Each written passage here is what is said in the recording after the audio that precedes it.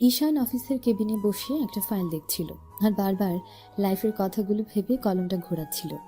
কাজে কোনো মন দিতে পারছিল না। কয়েকদিন যাবত ওর মনটা তেমন একটা বেশি ভালো নেই। শহরে কেমন যেন এখন থাকতে ইচ্ছে করে না। বারবার মনে হয় শহর থেকে দূরে কোথাও যেতে পারলে হয়তো এই কোলাহল থেকে একটু দূরে থাকতে পারত। কথাগুলো ভাবছিল আর কলমটা ঘোরাচ্ছিল। এর মাঝে ফোনটা বাজতে শুরু করে। হাতে নিয়ে দেখলো ওর বেস্ট ফ্রেন্ড সিয়াম। রিসিভ করতে ওপাশ থেকে বলতে লাগলো, বন্ধু কোথায় তুমি? কোথায় আর থাকবো, এই কাজ করছি, অফিসে বসে আছি।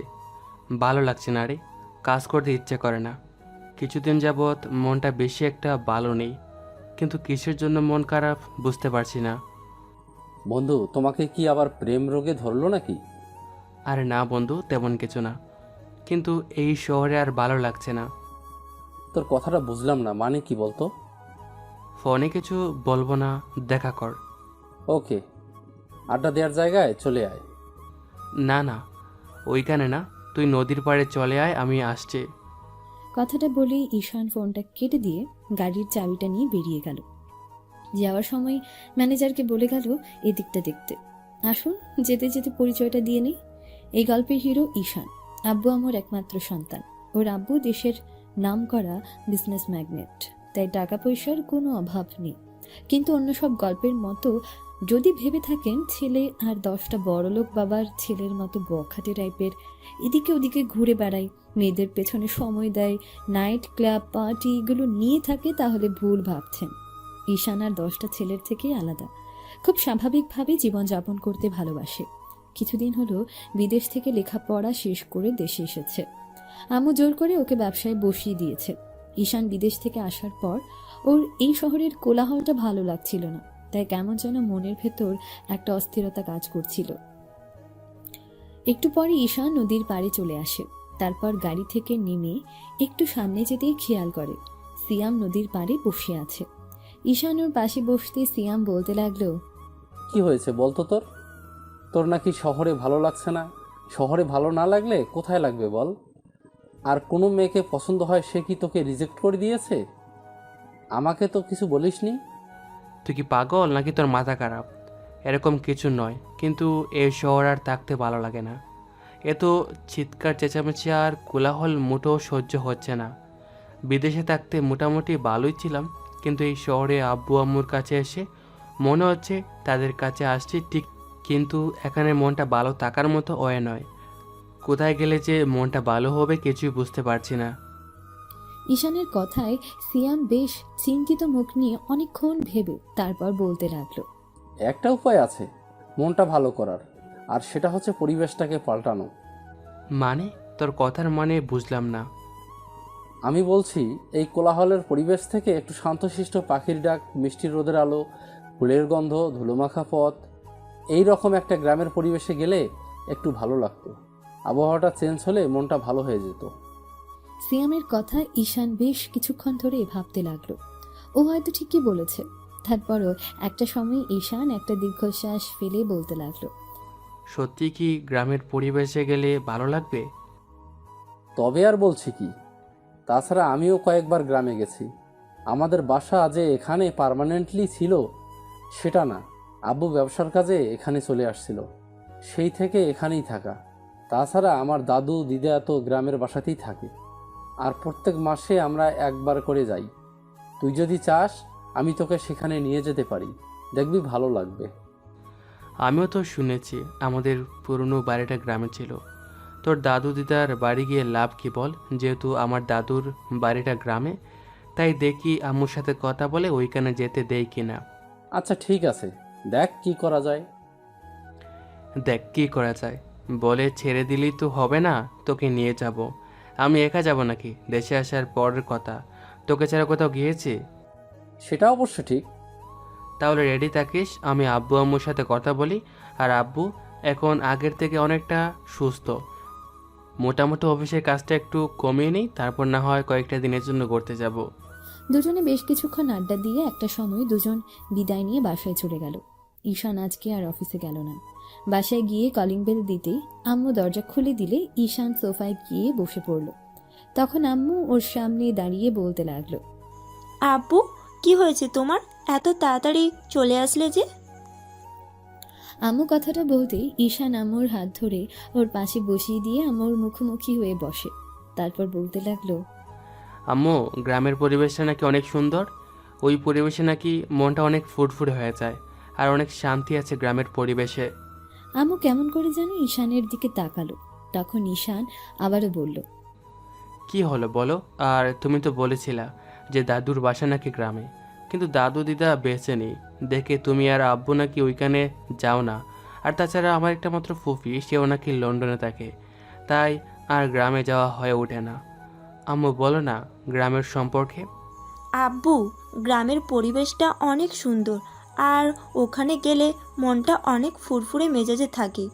অনেক ভালো লাগে সেখানে থাকতে, মনে একটা প্রশান্তি থাকে।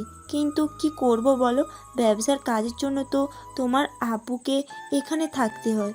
আর তুমি তো জানো তোমার আব্বুকে ছাড়া আমি থাকতে পারি না, তাই আর যাওয়া হয়ে ওঠে না।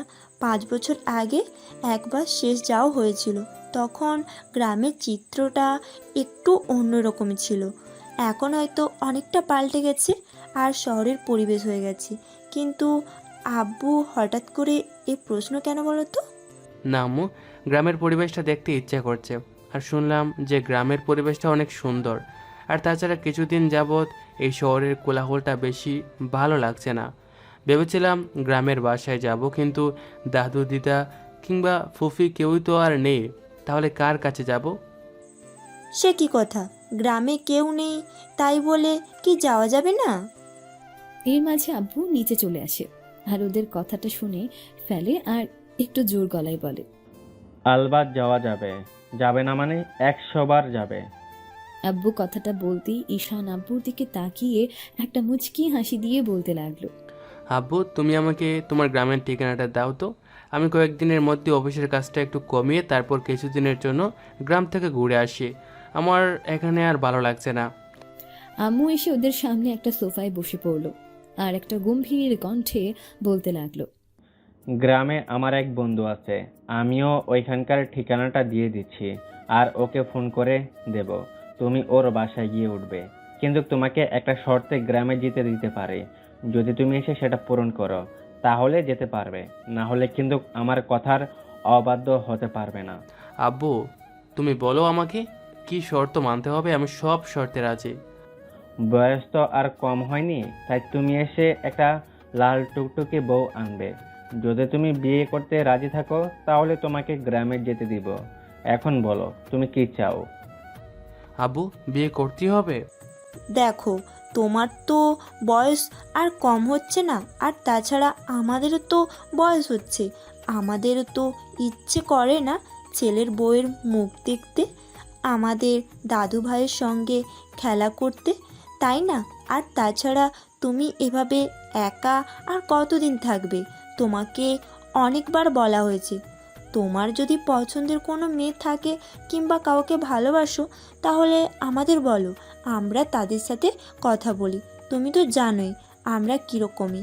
আর মেয়ের আপু আম্মু যদি অনেক গরিবও হয় তাও সমস্যা নেই, কারণ তোমার সুখটাই আমাদের কাছে অনেক বড়। আব্বু কথাটা বলতেই ঈশান একটা মুচকি হাসি দিয়ে বলতে লাগলো, না আব্বু, তেমন কেউ নেই। যদি থাকতো তাহলে তোমাদের আগেই বলতাম, তাই না? তোমাদের থেকে আমি কখনো কোনো কথা লুকিয়েছি বলো? না লোকাওনি, এখন বলো তুমি বিয়ে করতে রাজি কিনা। আমরা তোমাকে আর এইভাবে একা একা দেখতে চাই না, তোমার দায়িত্বটা কারো হাতে তুলে দিতে চাই। ওকে ওকে, ঠিক আছে। তোমরা যে মেয়েকে বলবে আমি চোখ বুজে সেই মেয়েকে বিয়ে করে নেব, কিন্তু তার আগে আমি গ্রাম থেকে কিছুদিনের জন্য ঘুরে আসতে চাই। এখন ঠিকানাটা দাও। ঈশানের আব্বু ওকে তার বন্ধুর ঠিকানাটা দেওয়ার আগে আরেকবার বিয়ের কথা বলল। ঈশানও হ্যাঁ বলে দিল। তারপর আব্বু আম্মুর সাথে আর কিছুক্ষণ কথা বলে রুমে চলে আসে। এভাবে কয়েকটা দিন কেটে গেল। এর মাঝে ঈশান ঠিক করে ফেলেছে 1 সপ্তাহ পর গ্রামের উদ্দেশ্যে রওনা দেব। আর এই সপ্তাহে অফিসের কাজটা কিছু কমিয়েও তারপর আব্বুকে সব বুঝিয়ে যাবে। দেখতে দেখতে একটা সপ্তাহ কেটে গেল। ঈশানের যাবার সময় চলে আসে। তো যাবার দিন সিয়াম ঈশানের জন্য ডাইনিং রুমে বসে আছে। এর মাঝে ঈশান একটা ব্যাগ কাঁধে নিয়ে তারপর গাড়ির চাবি ঘোরাতে ঘোরাতে নিচে আসে আর বলে, চল, আমার হয়ে গেছে। চাবি নিয়ে কোথায় যাচ্ছিস? কেন, হেঁটে যাবে নাকি? আরে না না, হেঁটে যাব কেন? কিন্তু গাড়ি নিয়ে যাওয়া যাবে না, তাহলে তো আসল মজাটাই শেষ হয়ে যাবে। মানে? যে জন্য গ্রামে যাচ্ছি সেটাই তো বুঝতে পারবি না। গাড়ি নিয়ে গেলে পরিবেশটা কীরকম সেটা তো বোঝা যাবে না। তাই বলছি যে গাড়ির চাবিটা রেখে যা, বাসে করে যাব। আচ্ছা ঠিক আছে। সিয়ামের কথায় ঈশান গাড়ির চাবিটা রেখে আম্মু আব্বুর কাছ থেকে বিদায় নিয়ে বেরিয়ে পড়ে। কিছুক্ষণ পর ওরা বাস স্ট্যান্ডে এসে 2টা টিকিট কেটে দুজনে উঠে বসে। উদ্দেশ্য গ্রাম। কিছুক্ষণের মধ্যেই বাস ছেড়ে দিলে ঈশান কানে হেডফোন গুঁজে তারপর ফোনটা গুতাতে লাগলো। কিছু দূর আসতেই সিয়াম ওরকম অবস্থা দেখে ঈশানের হেডফোনগুলো টেনে খুলে দিয়ে বলতে লাগলো, এই আওয়াজগুলো শুনলে গ্রামের পরিবেশটা উপভোগ করতে পারবি কি করে, ফিল করতে পারবি কি করে? চুপচাপ বসে বাইরের দিকে দেখ আর অনুভব করার চেষ্টা কর গ্রামের পরিবেশটাকে। যে জন্য আসছিস সেটা না করে ওই বাদ্যযন্ত্রগুলো কানের মধ্যে ঢুকিয়ে নিয়ে বসে আছিস। সিয়ামের কথায় ঈশান একটা মুচকি হাসি দিয়ে তারপর জানালা দিয়ে বাইরের দিকে তাকিয়ে রইল। ঘণ্টাখানিকের মধ্যেই বাস গ্রামের মাটির রাস্তার সামনে এসে থামল আর কন্ডাক্টরকে বলতে লাগলো, যারা প্রেমপুর যাবেন এখানে নেমে যান, এরপর আর বাস যাবে না। কন্ডাক্টরের কথায় এবার ঈশান আর সিয়ামের ঘোর কাটতেই ওরা ব্যাগটা নিয়ে নেমে গেল। তারপর দুজনে হাঁটতে লাগলো। এবার সিয়াম বলতে লাগলো, কি রে, এখানে নামিয়ে দিল, এরপর কিসে করে যাব? সেটা কি আমি জানি নাকি? তুই তো ভালো জানিস, কারণ তুই এর আগে গ্রামে এসেছিস। এখন বল, এখন কিসে যাব? কিসের আবার হেঁটে যেতে হবে? না হলে গরুর গাড়ি, এরকম কিছু একটা দেখতে পাই কিনা। কিন্তু যেখানে যাব ওইখানে যেতে আরো কত সময় লাগবে বলতো? সিয়ামের কথায় ঈশান ম্যাপ দেখে বলল, এই তো 8 ঘন্টার মতো সময় লাগবে। দুজনেই হাঁটতে লাগলো। কিছুক্ষণ পরে একটা গরুর গাড়ি দেখতে পেয়ে সিয়াম গাড়োয়ানকে বলতে লাগলো, চাচা, আমাদের একটু প্রেমপুর নামিয়ে দিবেন? উঠো। এবার দুজনেই উঠে গরুর গাড়ির পেছনে বসলো আর ঈশান গাড়োয়ানকে উদ্দেশ্য করে বলল, থ্যাঙ্কস আঙ্কেল। ঈশানের কথায় এবার লোকটা অদ্ভুত ভাবে তাকালো। তখন সিয়াম একটা মুচকি হাসি দিয়ে বলতে লাগলো, আবে হালা, বাংলায় বল, ইংলিশ বুঝতে পারবো না। উপস, আসলে ধন্যবাদ চাচা। আরে ঠিক আছে, এটা কম লাগবো না। আর তাছাড়া তোমরা গ্রামে যাইবা, তোমাদের দেখা তো মনে হইতাছে অনেক বড় লোকের ছেলে। গ্রামে আইসো কেন? আসলে চাচা, প্রেমপুর গ্রামে আমার বাবার বন্ধুর বাসা, ওইখানেই আসছিলাম আর আপনাদের গ্রামটা ঘুরে দেখতে আসছিলাম। সবাই গ্রাম থেকে শহরে যায় আর তোমরা শহর থেকে গ্রামে আইসো দেখতে? দেহ কি জানি বাবা, বড় লোক গো, সব বড় বড় ব্যাপার। ঈশান সিয়ামের দিকে তাকাতেই সিয়াম মাথা নেড়ে হ্যাঁ সূচক উত্তর দিল আর বলতে লাগলো, আসলে গ্রামে তেমন কাজ হয় না। যারা একটু শিক্ষিত কিংবা কাজের খোঁজ করে তারা শহরের দিকে চলে যায়, সেজন্যই চাচা এমনটা বলল। ও, গরুর গাড়ি এঁকে বেঁকে চলেছে গ্রামের মেঠো পথ দিয়ে। মাঝে মাঝে গাড়ির চাকাটা উঁচু নিচু জায়গা পড়ে বেশ অদ্ভুত রকমের আওয়াজ হচ্ছে, যেটা ঈশানের ভালোই লাগছে। মাঝে মধ্যে পাখির ডাক, বাতাসের শব্দ, ফসলগুলোর সবুজের মাখামাখি। তার বুক চিরে চলে গেছে নদীর মতো এঁকে বেঁকে একটা রাস্তা, যে রাস্তা ধরে গাড়োয়ান গাড়ি চালিয়ে যাচ্ছে। ঈশান যেন একটা স্বপ্নের জগতে চলে গেছে, পুরো ফিল করতে শুরু করেছে। মাঝে মধ্যে নদীর স্রোতের শব্দ পর্যন্ত ভেসে আসছে কানে। একটু পরে গাড়োয়ান একটা জায়গায় গাড়ি থামিয়ে দিয়ে বলল, সাহেব, আমি তো আর ওইদিকে যাব না। আপনারা কি প্রেমপুর যাইবেন? এখান থেকে কয়েক ক্রোশ হাঁটলেই ওইখানে চলে যাইবেন। এখন আপনাদের নামতে হইব। এবার দুজনে গাড়ি থেকে নেমে কাঁধে ব্যাগটা ঝুলিয়ে গাড়োয়ানের সামনে গিয়ে ঈশান বলল, থ্যাঙ্কস। উপস, ধন্যবাদ চাচা আপনাকে। আচ্ছা ঠিক আছে, জায়গা সাহেব। এবার ঈশান সিয়াম গাড়োয়ানের দেখানো রাস্তা দিয়ে হাঁটতে লাগলো। ঈশান পকেটে 2 হাত গুজে গ্রামের পরিবেশটা উপভোগ করতে করতে হাঁটছিল। কিছু দূর আসতে একটা চায়ের দোকান পড়ল। তখন ওদেরকে জিজ্ঞেস করে সিয়াম, শুনে নিল প্রেমপুরের রাস্তা কোনটা। ওরা বলল ঠিক জায়গাতেই ওরা যাচ্ছে। ওরা কিছুটা দূরে আসতেই হঠাৎ করে খেয়াল করলো কিছুটা দূরে কয়েকটা লোক একজন লোককে খুব মারছে আর কিছু লোক ওদের পাশে দাঁড়িয়ে দেখছে। ঘটনাটা দেখে ইরফান ব্যাগটা ফেলে দিয়ে দৌড়ে ওখানে গেল। তারপর গিয়ে যে লোকগুলো মারছিল ওদেরকে ঈশান ধাক্কা দিয়ে সরিয়ে দিল। এবার হঠাৎ করে লোকগুলো ওই লোকটাকে লাঠি দিয়ে মারতে গেলে তখন একটা বাড়ি এসে ঈশানের হাতে লাগে। যে লোকটা ওর গায়ে আঘাত করেছে ঈশান ওই লোকটার বুক বরাবর একটা লাথি মেরে দেয়। সাথে সাথে লোকটা দূরে গিয়ে ছিটকে পড়ে। এমন একটা অবস্থা দেখে সিয়ামের মাথায় পুরো রাগ উঠে যায়। ও কাঁধ থেকে ব্যাগটা ফেলে দিয়ে তৎক্ষণাৎ সবাইকে এলো পাথারি মারতে শুরু করে দেয়। এর মাঝে একটা লোক ওদের সামনে এসে বলতে শুরু করে, এই তোমরা কারা? আমাদের কাজে বাধা দিচ্ছ কেন? তোমরা কারা? ওনাকে মারছো কেন? মারবে না তো কি, আদর করবে? চেয়ারম্যানের ঋণ পরিশোধ করতে পারেনি, তাহলে মারবে না কি করবে? ঋণ নেওয়ার সময় মনে থাকে না, তাহলে পরিশোধ করার সময় এত চলে কেন? দিতে একটু দেরি হতেই পারে, তাই বলে মারতে হবে এরকম একটা বয়স্ক লোককে? উনি তোমার বাবার বয়সী, আর তার গায়ে হাত তুলছ? দেখো ভাই, জ্ঞান দিও না। যেটা আমাদের কাজ আমরা সেটা করতে আছি। আর তুমি কে ওনার হয়ে কথা বলার? উনি টাকা দিবে, না হয় মার খেতে হবে। দেখো ভাই, কোনো ঝামেলা করো না। আচ্ছা ঠিক আছে, তুমি বলো ওনার কাছে কত টাকা পাও, আমি সব পরিশোধ করে দিব। এবার যে লোকটা মার খাচ্ছিল সে কিছু বলতে যাবে তার আগেই ঈশান বলতে লাগলো, কাকু তুমি কথা বলো না, আমি ওনার সাথে কথা বলছি। কথাটা বলতেই চেয়ারম্যানের লোকটা বলতে লাগলো, সব মিলিয়ে এই 10,000-এর মতো। মাত্র 10,000 টাকার জন্য এভাবে একটা বাবার বয়সী লোককে মারছো? দেখো ভাই, এত জ্ঞান দিও না তো। যেটা কাজ সেটা করতে আসছি। তোমার টাকাগুলো দেওয়ার হলে দাও, না হলে ওকে ধরে চেয়ারম্যানের কাছে নিয়ে যেতে হবে। এবার ঈশান পকেট থেকে কিছু টাকা বের করে ওই চেয়ারম্যানের লোকটার মুখ বরাবর ছুঁড়ে মারল আর বলতে লাগলো, এখানে পুরো 20,000 টাকা আছে, এটা নিয়ে এখান থেকে ভাগ। আর চাচা উঠো, আর তুমি ওদের সাথে কথা বলতে পারতে, একটু সময় নিতে পারতে, তাহলে এভাবে মার খেলে কেন? বাবারে, আমি ওগো অনেক বুঝিয়েছিলাম। আসলে এই বছর আমার হালের গরু 2খানা মইরা গেছে, তাই ওগো ঋণের টাকাগুলা দিবার পারি নাইকা। সেই জন্য ওরা আমায় খুব মারছে। আমি কয়েকটা দিন সময় নিয়েছিলাম, কিন্তু দিবার পারি নাই। আর কয়েকটা দিন সময় চাইছিলাম, কিন্তু ওরা আর কোনো সময় দিব না। আর এখানকার চেয়ারম্যান খুব অত্যাচারী মানুষ। ওর কাছ থেকে ঋণ নিলে সেটা পরিশোধ করতে না পারলে খুব মারপিট করে। সেজন্য এরকম একটা বিপদে পড়ছি। আচ্ছা ঠিক আছে, এরপর থেকে ওরকম করবে না। আচ্ছা চাচা, তুমি এই গ্রামই তো? হরে বাবা, আমি এই গ্রামেরই, কিন্তু তোমাকে তো চিনবার পারলাম না। তোমাকে তো কখনো দেখছি বইলা মনে হয় না। চাচা আসলে আমরা শহর থেকে আসছি, এখানে একটা লোকের বাসায়, কিন্তু বাসাটা খুঁজে পাচ্ছি না। আর এখানে এসে দেখলাম এরকম একটা অবস্থা। কার বাসায় আইছো কও দেখি, চিনবার পারি নাকি? হ্যাঁ, ওই রহমান মাস্টারের বাড়ি, উনি আমার বাবার বন্ধু।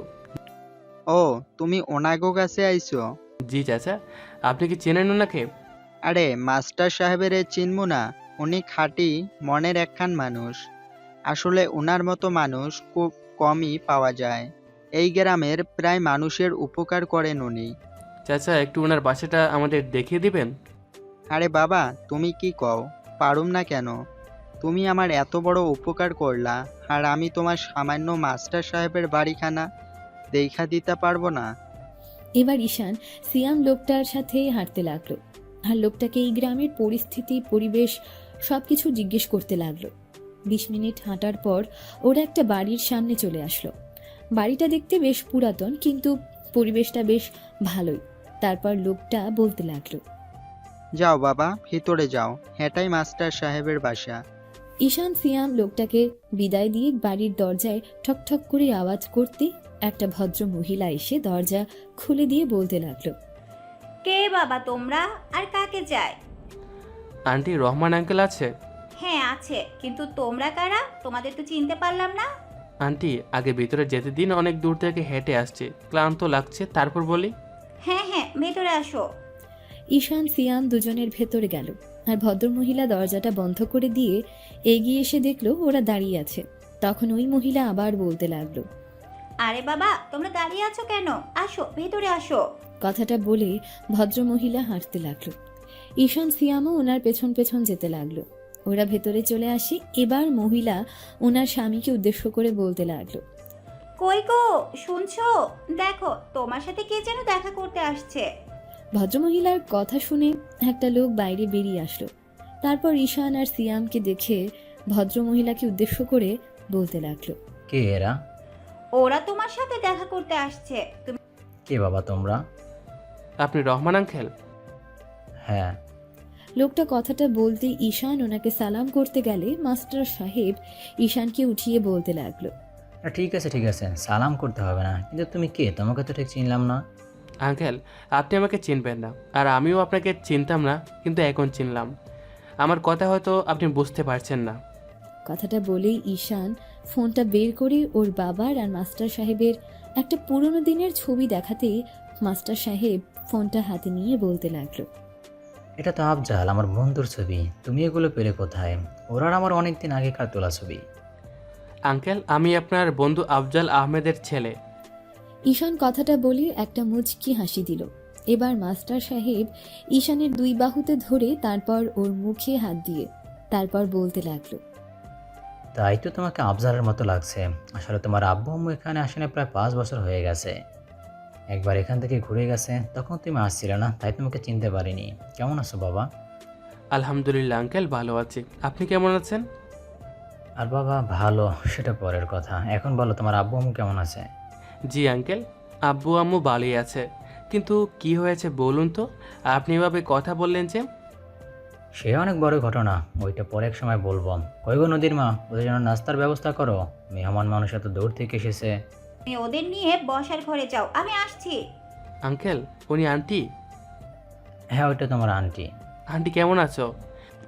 এখন জিজ্ঞেস করলে? কি করবো বলো, তোমাদেরকে তো আমি চিনি না। আর তাছাড়া আব্বু না বললে তো জানতেই পারতাম না একটা আব্বুর বন্ধু আছে, সে গ্রামে থাকে। কথাটা বলতে আন্টি একটা হাসি দিয়ে চলে গেল। তারপর মাস্টার সাহেব ঈশানের কাঁধে হাত দিয়ে ওর সাথে কথা বলতে বলতে রুমের দিকে নিয়ে গেল। আসলে বুঝলে তো, আফজাল খুব ভালো মানুষ ছিল, মনের দিক থেকে অনেকটাই ভালো। তাই গ্রামের মানুষের দুঃখ কষ্ট দেখতে পারতো না। যেখানেই অন্যায় হতো প্রতিবাদ করতো, কিন্তু একটা ঝামেলার কারণে গ্রাম ছেড়ে রাগ করে চলে গেছিল। গিয়ে অবশ্য ভালোই করেছিল। এখন বুঝতে পারছি, সেই সাথে যদি আমিও চলে যেতাম তাহলে হয়তো এত কষ্টের মাঝে থাকতে হতো না। আঙ্কেল, কি হয়েছে বলো তো? তোমাদের গ্রামে এসে একটা ঘটনা দেখলাম, তারপর তুমি এভাবে কথা বলছো। কি সমস্যা আমাকে বলো। থাক না বাবা ওসব কথা। আর এ কে? আঙ্কেল, ও আমার বন্ধু সিয়াম। আসলে একা আসতে ভালো লাগতো না, তাই নিয়ে আসলাম। ভালো করেছো। আর শোনো, তোমাদের কিন্তু এত সহজে যেতে দেব না। শহরের ছেলে গ্রামে আসছে অনেক দিন পরে, তোমার বাবাকে তো আর পাওয়া যায় না, তার ছেলেকে পেয়েছি, তাই এত সহজে ছাড়ছি না।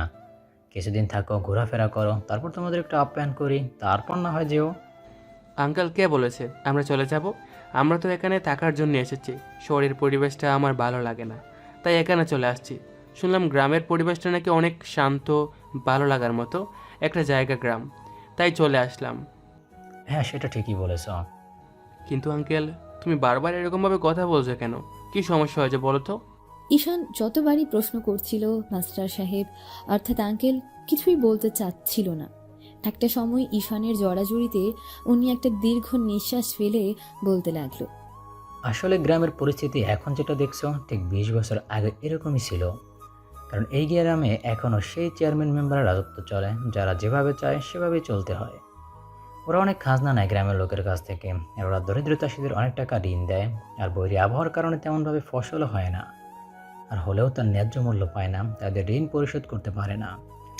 সেজন্য ওরা গরিব চাষিদের উপর অনেক অত্যাচার করে, যার জন্য এখানকার লোকজন গ্রাম ছেড়ে শহরের উদ্দেশ্যে পাড়ি জমায়। ওদের এরকম অমানবিক অত্যাচারের বিরুদ্ধে তোমার বাবা একটা সময় কথা বলেছিল, তাই ওরা তোমার বাবাকে একটা মিথ্যা অপবাদ দিয়ে এখান থেকে তাড়িয়ে দিয়েছিল। সেই আগেই তোমার বাবা গ্রামের মাটিতে আসে না, কিন্তু তোমার দাদু দিদা যতদিন বেঁচে ছিল কয়েক বছর পর পর একবার এসে দেখে যেত। যখন তোমার ফুপির বিয়ে হয়ে গেল, তোমার দাদা দাদিও চলে গেল, তখন থেকে আর আসে না। কথাটা বলতেই মাস্টার সাহেব একটা দীর্ঘ নিঃশ্বাস ফেলল।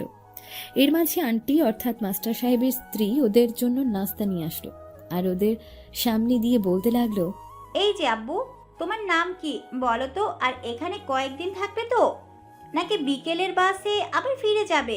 অত শত কিন্তু শুনছি না। তোমার আব্বু আম্মু তো আসে না অনেক দিন পর, যখন তাদের ছেলেকে পেয়েছি, এত সহজে ছাড়ছি না। আন্টি তোমাদের কাছে কিছুদিন থাকার জন্য আসছি, আর আমি ঈশান আর ও সিয়াম। তোমরা তোমার আঙ্কেলের সাথে কথা বলো, আমি রান্না করে গেলাম, তোমাদের জন্য কিছু রান্না করি। আন্টি এত ব্যস্ত হতে হবে না তো, আমরা তো কিছুদিন আছি। তুমি কি ভেবেছো আমরা তোমার হাতের পিঠে পুলি না কি এখান থেকে যাবো? তাই এখন ব্যস্ত হতে হবে না, তুমি এখানে বসো। আন্টির একটা হাসি দিয়ে চলে গেল। ঈশান কিছুক্ষণ বসে আঙ্কেলের সাথে গল্প করে। তারপর একটা সময় বলতে লাগলো, আঙ্কেল তুমি দেখো, আমরা একটু বাইরে থেকে ঘুরে আসি, কেমন? একা একা? আর তোমরা এই রোদ্রে কোথায় যাবে? গ্রামের তো কিছুই চিনো না। আঙ্কেল গ্রামের রোদ্রে অনেক ভালোই লাগবে, আমরা একটু ঘুরে আসি। একা যাবে? আচ্ছা দাঁড়াও দেখি আমার মেয়েটা কোথায় গেল, ওকে তোমাদের সাথে পাঠাই। নদী, এই নদী, মারে কোথায় গেলি? মাস্টার সাহেবের ডাকাতে এবার রান্নাঘর থেকে ওনার স্ত্রী এসে বলতে লাগলো, কি হলো, তুমি নদীকে ডাকছো যে? ও কি আর বাসায় আছে নাকি? কোথায় গেছে? তোমার ওই উড়ন্ত মেয়েটা কি আর বাসায় থাকে নাকি? দেখো গিয়ে কোথায় কারোর সাথে কার বাগানে পেয়ারা, কার এগুলো ওগুলো না বলে কয়ে খাচ্ছে, আর রোজ রোজ কথা শুনতে হয় আমাকে। আসলে ওরা একটু বাইরে যাবে, তাই ভাবছিলাম যে নদীকে ওদের সাথে পাঠাই, কিন্তু মেয়েটাকে যে কি করে না। আজকে বাসায় আসুক, আচ্ছা মতো বকে দেবো। আঙ্কেল থাক না, লাগবে না, আমরাই পারবো। আর তাছাড়া গ্রামটা কিছুদিন থাকবো, তাই পথঘাট তো চিনতে হবে। কথাটা বলে ঈশান আর সিয়াম বেরিয়ে গেল। তারপর ওরা গ্রামের রাস্তা দিয়ে হাঁটতে লাগলো আর গ্রামের পরিবেশ দেখতে লাগলো। একটু আগে আঙ্কেল যেটা বলেছিল সেটা ঈশানের নজরে পড়েছে। তার উপর আবার যে লোকগুলো কিছুক্ষণ আগে একটা লোককে মারছিল, সেই লোকগুলোই কিছু লোককে শাসাচ্ছে। ওরা ঈশানকে দেখে ওরা ভয় পেয়ে সেখান থেকে সরে গেল। ওরা ঘুরতে ঘুরতে এক পর্যায়ে একটা নদীর কাছে চলে আসে, একটা বড় মাঠে চলে আসে। আর দূরেই একটা বট গাছের মতো দেখা যাচ্ছে, তারই পাশ দিয়ে বয়ে গেছে একটা নদী।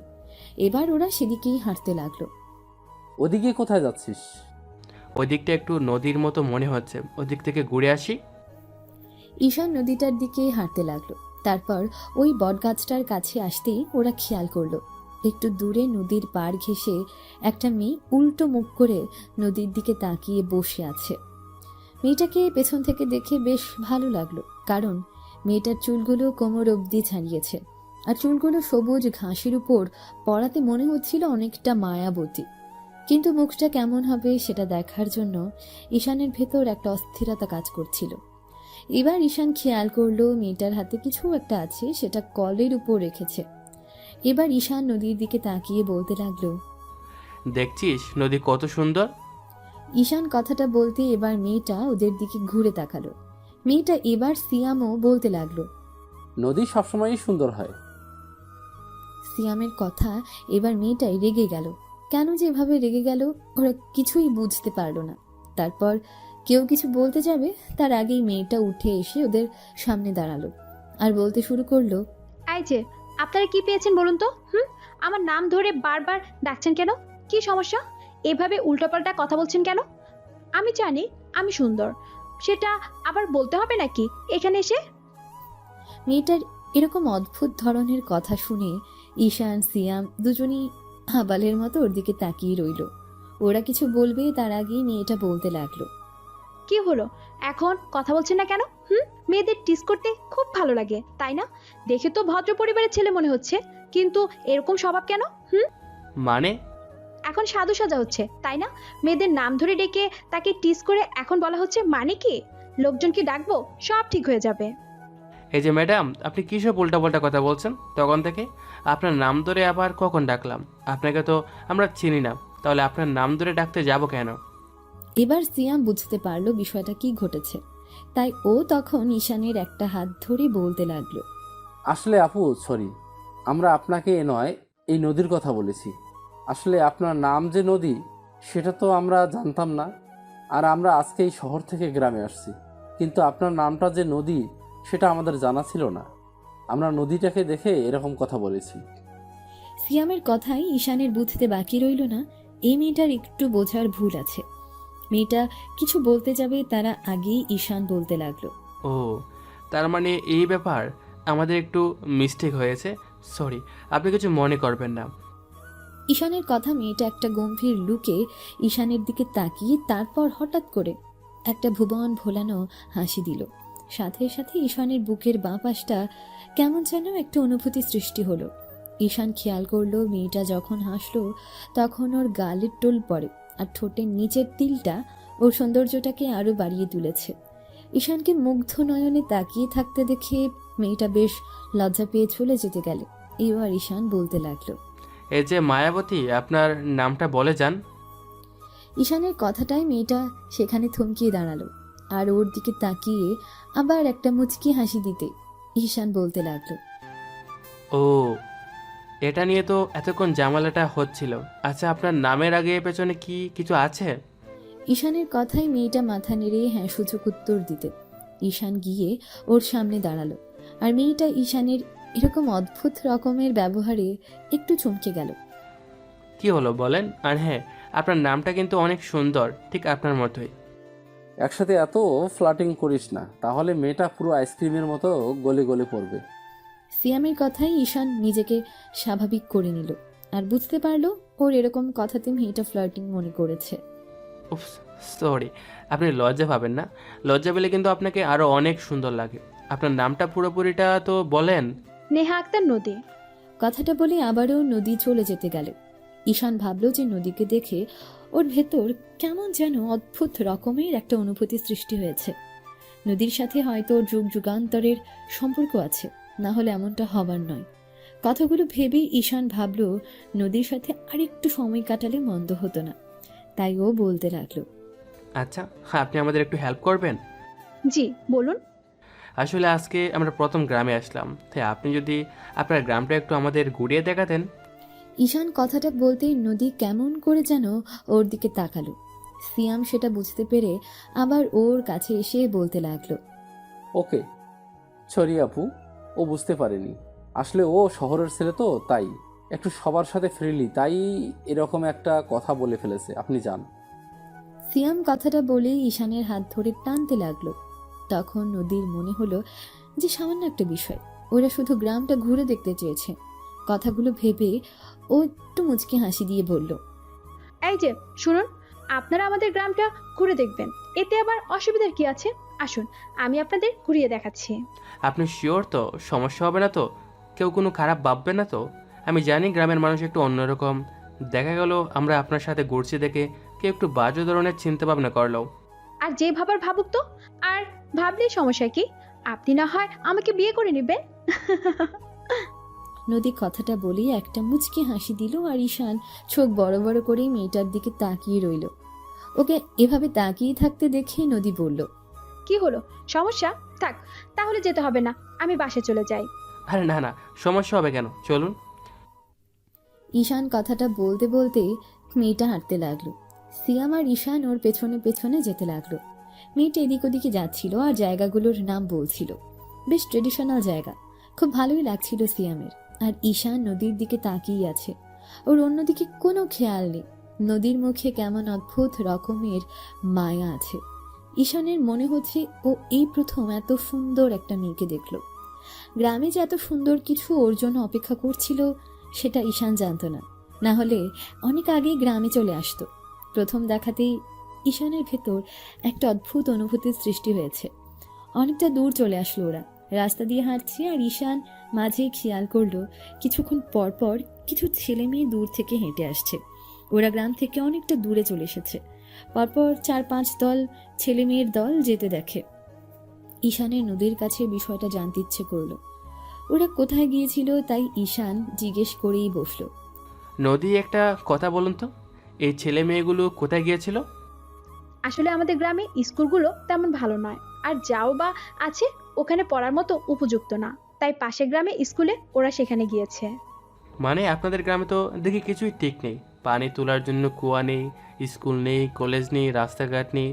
তাহলে এখানকার মেয়র এগুলো দেখে না? বন্ধু, এটা গ্রাম, এখানে মেয়র কিংবা কাউন্সিলর কিছুই হবে না। এখানে চেয়ারম্যান ও মেম্বার হবে। হ্যাঁ, ওই হলো চেয়ারম্যান মেম্বার, কি এগুলো দেখে না? ওরা এগুলো ঠিক করতে পারে না? চেয়ারম্যান মেম্বার কি দেখবে ওদের? ওদের নিজেদেরই তো পেট ভরে না, ওরা তো নিজেদের ব্যাংক ব্যালেন্স ভরতে ব্যস্ত। তাহলে গ্রামের উন্নতি হবে কি করে? কি হলো, এইভাবে তাকিয়ে আছেন যে? আসলে ভাবছি আপনাদের গ্রামে আসার পর থেকেই এরকম সমস্যাটা দেখা যাচ্ছে। এর কি কোনো সমাধান হয় নাকি কেউ এর প্রতিবাদ করতে পারে না? আর চেয়ারম্যান মেম্বার আপনাদের প্রাপ্য জিনিসগুলোকে হাতিয়ে এনে সেগুলো আপনারা প্রতিবাদ করতে পারেন না? প্রতিবাদ? হ্যাঁ, প্রতিবাদ করা যায়, কিন্তু পরবর্তী যে আর উঠে দাঁড়ানোর অবস্থা থাকে না, না হয় তাকে গ্রাম ছাড়া করে, আর না হয় ওদের কঠিন শাস্তি পেতে হয়। তাহলে কে ওদের বিপক্ষে এভাবে প্রতিবাদ করতে যাবে বলুন তো? আপনারা না হয় নাই করলেন, আপনারা কি আইনের ব্যবস্থা নিতে পারেন না? আইনের সাহায্য নিতে পারেন? দেখেন, আপনি যেটা বলেছেন সবই করা হয়েছে, আর আইনের লোকজন তো ওদের হাতের গোলাম, ওরা ওদেরকে আগেই কিনে রেখেছে, তাই কিছুতেই কিছু হবে না। আচ্ছা, ওসব বাদ দিন, ওগুলো কখনোই ঠিক হবে না, ওগুলো নিয়ে কথা না বলাই ভালো। আপনারা অতিথি, ঘুরতে এসেছেন, দেখেন আমাদের গ্রামের পরিবেশটা। আরে না না, ঠিক হবে না কেন? অবশ্যই ঠিক হবে। আপনি মন খারাপ করবেন না, দেখবেন একটা সময় সব ঠিক হয়ে যাবে। হ্যাঁ, ঠিক হবে। ওদের পরের এদের ছেলেগুলো আসবে, তারপর তাদের ছেলে মেয়েগুলো আসবে, গ্রামটা যেমন আছে তার থেকে আরো খারাপ অবস্থা যাবে, আর ওরা অত্যাচারী মানুষদের উপর অত্যাচার নিপীড়ন করেই যাবে। বাদ দিন না ওসব, ওসব কখনো ঠিক হবে না। শুধু শুধু এসব কথা বলতে চাই না, চলুন অন্যদিকে যাই। ওরা অনেকক্ষণ ঘোরাঘুরির পর বিকেল হয়ে আসলে নদী বলতে লাগলো, আচ্ছা শুনুন, আমাকে এখন যেতে হবে, সন্ধ্যা হয়ে আসছে, আর আপনারা বাসায় চলে যান। এভাবে এখন আমাদের কেউ দেখলে একটু খারাপ ভাবতে পারে। তাহলে এতক্ষণ যে আমরা আপনার সাথে ঘুরলাম তাতে খারাপ ভাবিনি? আসলে এতক্ষণ তো বিকেল ছিল, আর এখন তো সন্ধ্যা হয়ে আসছে। এই টাইমে কোনো মেয়ের সাথে কোনো ছেলে ঘোরাঘুরি করলে তাতে একটু খারাপ ভাবতে পারে। আপনারা তো গ্রামের পরিবেশ সম্পর্কে জানেন না, আপনারা বাসে চলে যান, আর থাকবেন না। আর এই জায়গাটাও বেশি ভালো না, ওই চেয়ারম্যানের বকাটে ছেলেটা এখানে এসে লোকদের হয়রানি করে। আপনারা এখান থেকে চলে যান। আর আপনি? আমিও বাসে চলে যাব। ওকে বাই, ভালো থাকবেন, আর গ্রামটা ঘুরিয়ে দেখানোর জন্য ধন্যবাদ। নদী জবাবে একটা মিষ্টি হাসি উপহার দিয়ে চলে গেল, আর ঈশান ক্যাবলাকান্তের মতো নদীর যাওয়ার দিকে তাকিয়ে রইল। এবার সিয়াম এসে ঈশানের সামনে বারবার হাত নাড়াতে লাগলো, কিন্তু ঈশানের কোনো রেসপন্স নেই। এবার সিয়াম ঈশানের কানের কাছে মুখ নিয়ে গিয়ে একটু জোরে সরে বলল, বন্ধু, তুমি কি প্রেমে পড়ে গেছো? যদি পড়ো তাহলে আগেই বলো। কই না তো, তেমন কিছু না। থাক বন্ধু, আর বলতে হবে না, যা বোঝার বুঝে গিয়েছি। এখন চলো তোমার আঙ্কেলের বাসায় যাই। ঈশান আর সিয়াম আবারও মাস্টার সাহেব অর্থাৎ আঙ্কেলের বাসার দিকে যেতে লাগলো। ঈশান শুধু নদীর কথা ভাবছিল, কিরকম একটা মায়াবী মায়াবী ভাব আছে নদীর চেহারায়, তার উপর কোমর ছাড়িয়ে চুলগুলো দেখতে এত সুন্দর লাগছিল, মনে হচ্ছিল পেছন থেকে জড়িয়ে ধরে চুলের নাক ডুবিয়ে দেবে। নদীর কথা ভাবতে ভাবতে ঈশান আর সিয়াম বাসায় চলে আসে। ততক্ষণে সন্ধ্যা হয়ে গেছে। এবার ঈশান সিয়াম বাসার মধ্যে ঢুকতেই আন্টি ওদের বলতে লাগলো, আরে তোমরা কোথায় গিয়েছিলে আব্বু? আন্টি, তোমাদের গ্রামটা একটু ঘুরে দেখলাম। ও, এখন যাও, হাত মুখ ধুয়ে আসো। তোমরা আসার পর থেকে তো তেমন কিছুই খেলে না, এখন খাবারটা খেয়ে নাও। আন্টি, এত তাড়াতাড়ি? হ্যাঁ রে বাবা, গ্রামের মানুষ এত তাড়াতাড়ি খেয়ে শুয়ে পড়ে, আর গ্রামের পরিস্থিতি তেমন ভালো না, সন্ধ্যার পর কেউ বাহিরে বের হয় না, তাই তাড়াতাড়ি খেয়ে শুয়ে পড়ে। কিন্তু আন্টি, আমার তো এত তাড়াতাড়ি ঘুম আসবে না। সে ব্যবস্থা আছে, যাও তোমরা হাত মুখ ধুয়ে আসো। ওরা ফ্রেশ হয়ে বসার ঘরে এসে দেখে মাস্টার সাহেব আর একটা মেয়ের সাথে বসে আছে। হঠাৎ করে ঈশানের ওই মেয়েটার উপর চোখ যেতে খেয়াল করলো এটার কেউ না, একটু আগের সেই মেয়েটা অর্থাৎ নদী। নদীও একইভাবে ঈশানকে দেখে বেশ অবাক হলো। আরে আপনি? আমারও তো সেই একই প্রশ্ন, আপনি এখানে? ঈশান, নদী, তোমরা দুজন দুজনকে চেনো? আসলে আব্বু, ওনাদেরকে আমি একটু গ্রামটা ঘুরিয়ে দেখিয়েছি। ঈশান, ও হচ্ছে আমার মেয়ে নদী, ওর কথাই তোমাকে তখন বলেছিলাম, কিন্তু তখনও একটু বাইরে গিয়েছিল, তাই তোমাদের সাথে যেতে পারিনি। কিন্তু দেখো, পথে তোমাদের সাথে ওর দেখা হয়ে গেল। আঙ্কেল, বাসার বাইরে দেখা হয়েছে, ওটাই ভালো হয়েছে। অনেক সুন্দর করে একটা ক্রাশ খাইছি। কিছু বললে বাবা? না আঙ্কেল। নদী, ও হচ্ছে তোমার আফজাল আঙ্কেলের ছেলে। আমি তোমাকে যে বন্ধুর কথা প্রায় বলতাম, ও তার ছেলে ঈশান। আচ্ছা, বুঝলাম। তোমরা বসে না থেকে খাবার ঘরে আসো, আমি তোমাদের জন্য খাবার বেড়েছি। তুমি যাও, আমরা আসছি। ঈশান, সিয়াম, বাবা চলো আমরা খেয়ে নেই, খাবারটা গরম গরম খেয়ে নিলে ভালো লাগবে। জি আঙ্কেল। ওরা গিয়ে খাবারটা খেয়ে নিল। খাবার খাওয়ার সময় ঈশানকে নিচে বসে খেতে হয়েছে, আর জিন্স পরে ঈশানের বসতে বেশ কষ্ট হচ্ছিল। সেটা নদী বেশ ভালোভাবেই টের পেয়েছে। নদী ঈশানের মুখোমুখি বসেছিল। নদী বারবার ওর দিকে কেমন করে যেন তাকাচ্ছিল আর হাসছিল। নদী ঈশানের এরকম বেহাল দশা দেখে মনে মনে হাসল। নদী একটু দুষ্টু টাইপের হলেও মন থেকে অনেকটা ভালো, আর ঈশান প্রথম দেখাতেই ওকে নিজের মনে জায়গা দিয়ে ফেলেছে। তার উপর যখন জানতে পেরেছে যে এটা আঙ্কেলের মেয়ে, তখনই ঈশানের মনে লাড্ডু ফুটেছে। খাওয়া দাওয়া শেষ হলেই ওরা আরও কিছুক্ষণ বসে আড্ডা দিয়ে তারপর একটা সময় মাস্টার সাহেবের স্ত্রী বলতে লাগলো, ঈশান বাবা, তুমি আর সিয়াম আমার সাথে আছো। আমি তোমাদের একটা রুম দেখিয়ে দেই। অনেক রাত হয়ে গেছে, এখন শুয়ে পড়ো। জি আন্টি, চলেন। আন্টি ওদের একটা রুম দেখিয়ে দিলে ঈশান গিয়ে দেখলো রুমটা বেশ ভালোই গোছানো। তাই ও বলতে লাগলো, আন্টি, রুমটা কার? এমনিতেই রুমে তেমন কেউ থাকে না, কিন্তু নদী মাঝে মধ্যে থাকে আর পড়ার ঘর হিসাবে এটা ব্যবহার করে। তোমরা থাকো, যদি কোনো সমস্যা হয় রাতে আমাকে ডেকো কিন্তু। জি আন্টি। নদীর আম্মু বিছানা তৈরি করে দিয়ে চলে গেল। ঈশান সিয়াম দুজনেই বিছানায় শুয়ে পড়ল। আর সিয়াম বলতে লাগলো, বন্ধু, আমার কিন্তু গ্রামটা বেশ ভালোই লেগেছে। আমারও। ঈশান একটা ঘরের মধ্যে ছিল, তাই সিয়াম কি বলছে সব ওর মাথার উপর দিয়ে যাচ্ছে। আর যখন থেকে নদীর সাথে ওর দেখা হয়েছে, ঈশান শুধু নদীকে নিয়েই ভেবেছে। আবার মাঝে মধ্যে গ্রামের সমস্যাগুলো নিয়ে ভাবছে। তখনই ওর খুব খারাপ লাগছে। আমারও কি, হ্যাঁ বল, নদীকে ভালো লেগেছে তাই না? হ্যাঁ। ঈশান মুখ ফসকে কথাটা বলে ফেলেছে। এবার সিয়াম উঠে বসে ওর দিকে ভুরু কুচকে তাকিয়ে রইল আর মুচকি মুচকি হাসতে লাগলো। তখন ঈশানের ঘোর কাটে আর ও বলতে শুরু করলো, কিরে, এভাবে হাসছিস কেন? কি হলো তোর? মামা, তুমি ফেসে গেছো তাহলে শেষ পর্যন্ত। আমাদের ভাবিকে পাওয়া গেল বলো। ভাবি মানে? তুই কার কথা বলছিস বলতো? বন্ধু দেখো, আর কথা ঘোরানোর চেষ্টা করো না। আমি নদী ভাবির কথা বলছি। ভাবি দেখতে কিন্তু অনেক সুন্দর, তার উপরে তোমার সাথে কিন্তু একদম পারফেক্ট মানাবে। তাছাড়া স্বামী স্ত্রী দুজনের যে কম্বিনেশনটা হবে না, ওদের মধ্যে থেকে নিশ্চিত একটা কিউটের ডিব্বা বের হবে। ওরে শালা, আমি এখনো সবেমাত্র পছন্দ করলাম আর তুমি বাচ্চা কাচ্চা পর্যন্ত চলে গেছো। রিলেশন হয় কি না তার ঠিক নেই, মেয়েটাকে সবেমাত্র ভালো লাগলো আর তুমি এত দূর পর্যন্ত। সেই জন্যই তো তোর রিলেশনগুলো টেকে না। এইটা কিন্তু তুই একদম ঠিকই বলেছিস। যাই হোক, তোর সাথে কিন্তু ভাবিকে অনেক সুন্দর মানাবে। আর কেন রিলেশন হবে না? তুই না ওর বাবার বন্ধুর ছেলে? তোর বাবা যদি তার বন্ধুর কাছে তার মেয়ের হাতটা তোর জন্য চায়, তাহলে উনি কি বারণ করবে নাকি? তোকে না দিয়ে থাকতে পারবে বল? আমি তো নদীকে নিয়ে ভাবছি, আর এই বিষয়ে কিছু ভাবা হয়নি, কিন্তু আবার অন্য একটা বিষয় নিয়ে ভাবছি। খুব খারাপ লাগছে গ্রামের এরকম পরিস্থিতিটা দেখে, বুঝলি তো? কিন্তু কেন বলতো? আর কিসের জন্য খারাপ লাগছে বলতো? কি আর হবে, দেখছিস তো গ্রামের পরিস্থিতিটা। ভেবেছিলাম গ্রামের সবুজ শ্যামল ফসলের মতো গ্রামের পরিবেশটা আর সমস্ত খুব ভালো হবে, কিন্তু না, এখানকার বিত্তশালী লোকগুলো কমান্ডগুলো ক্ষমতার অপব্যবহার করে গ্রামের মানুষকে দাবিয়ে রাখছে। দিনের পর দিন ওদের উপর নির্যাতন নিপীড়ন করে যাচ্ছে। খুব খারাপ লাগছে ওদের এরকম অবস্থা দেখে। হ্যাঁ, সেটা ঠিক আছে, কিন্তু খারাপ লাগে তো হবে না। খারাপ লাগাটা তখনই দূর হবে যদি ওদের জন্য কিছু করতে পারিস। আমারও বিষয়টা খুব খারাপ লেগেছে। তুই কথাটা ঠিকই বলেছিস তো, এটা আগে ভেবে দেখিনি, কিন্তু কি করা যায় বলতো? দেখ, আগে কিছু না করে আগে চেয়ারম্যান মেম্বারদের সাথে কথা বলতে হবে। ওরা কেন এরকম করে, ওদের কার্যকলাপের গতিবিধিটা আগে বুঝতে হবে, আর কোথায় কি লাগায় সেটা দেখে তারপর না হয় আমরা ওদেরকে সাহায্যের জন্য হাতটা বাড়িয়ে দিব। ঠিক বলেছিস, কিন্তু তার আগে চেয়ারম্যান মেম্বারের সাথে কথা বলতে হবে। কিন্তু এই পোশাকে যাওয়া হবে না, বুঝলি?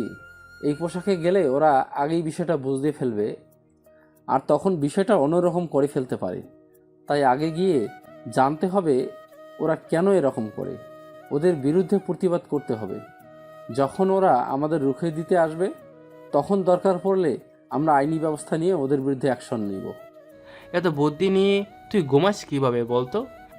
কি করে আবার, বালিশের নিচে মাথা দিয়ে। সিয়ামের কথায় এবার দুজনেই হাসতে লাগলো। তারপর ওরা কথা বলতে বলতে ঘুমিয়ে গেল। এইভাবে 2-3টা দিন কেটে গেল। এর মাঝে ঈশানের গ্রামের সব কিছু জানা হয়ে গেছে। কোথায় কি দরকার, কোথায় কেমন পরিস্থিতি, সব কিছু জানার পর বুঝতে পেরেছে চেয়ারম্যান যেমন বাজে একটা লোক, চেয়ারম্যানের ছেলে তেমনই বাজে। মেয়েদের সাথে বাজে ব্যবহার করে আর মেয়েদের টিস করে।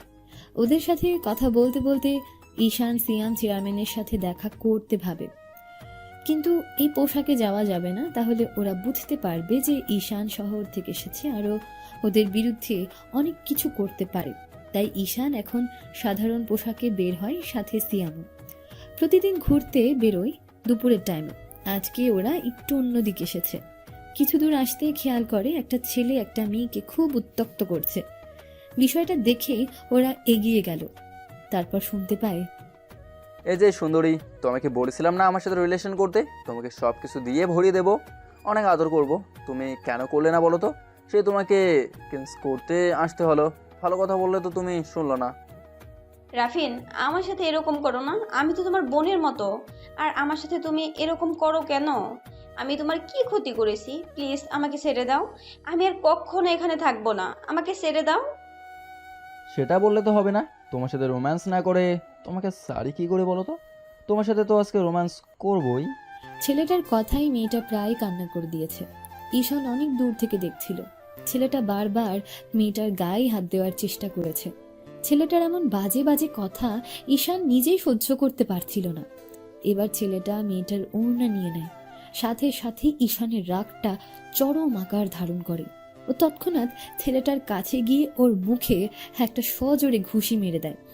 ঘুষিটা খাওয়ার সাথে সাথে ছেলেটা কিছুটা দূরে সরে যায়।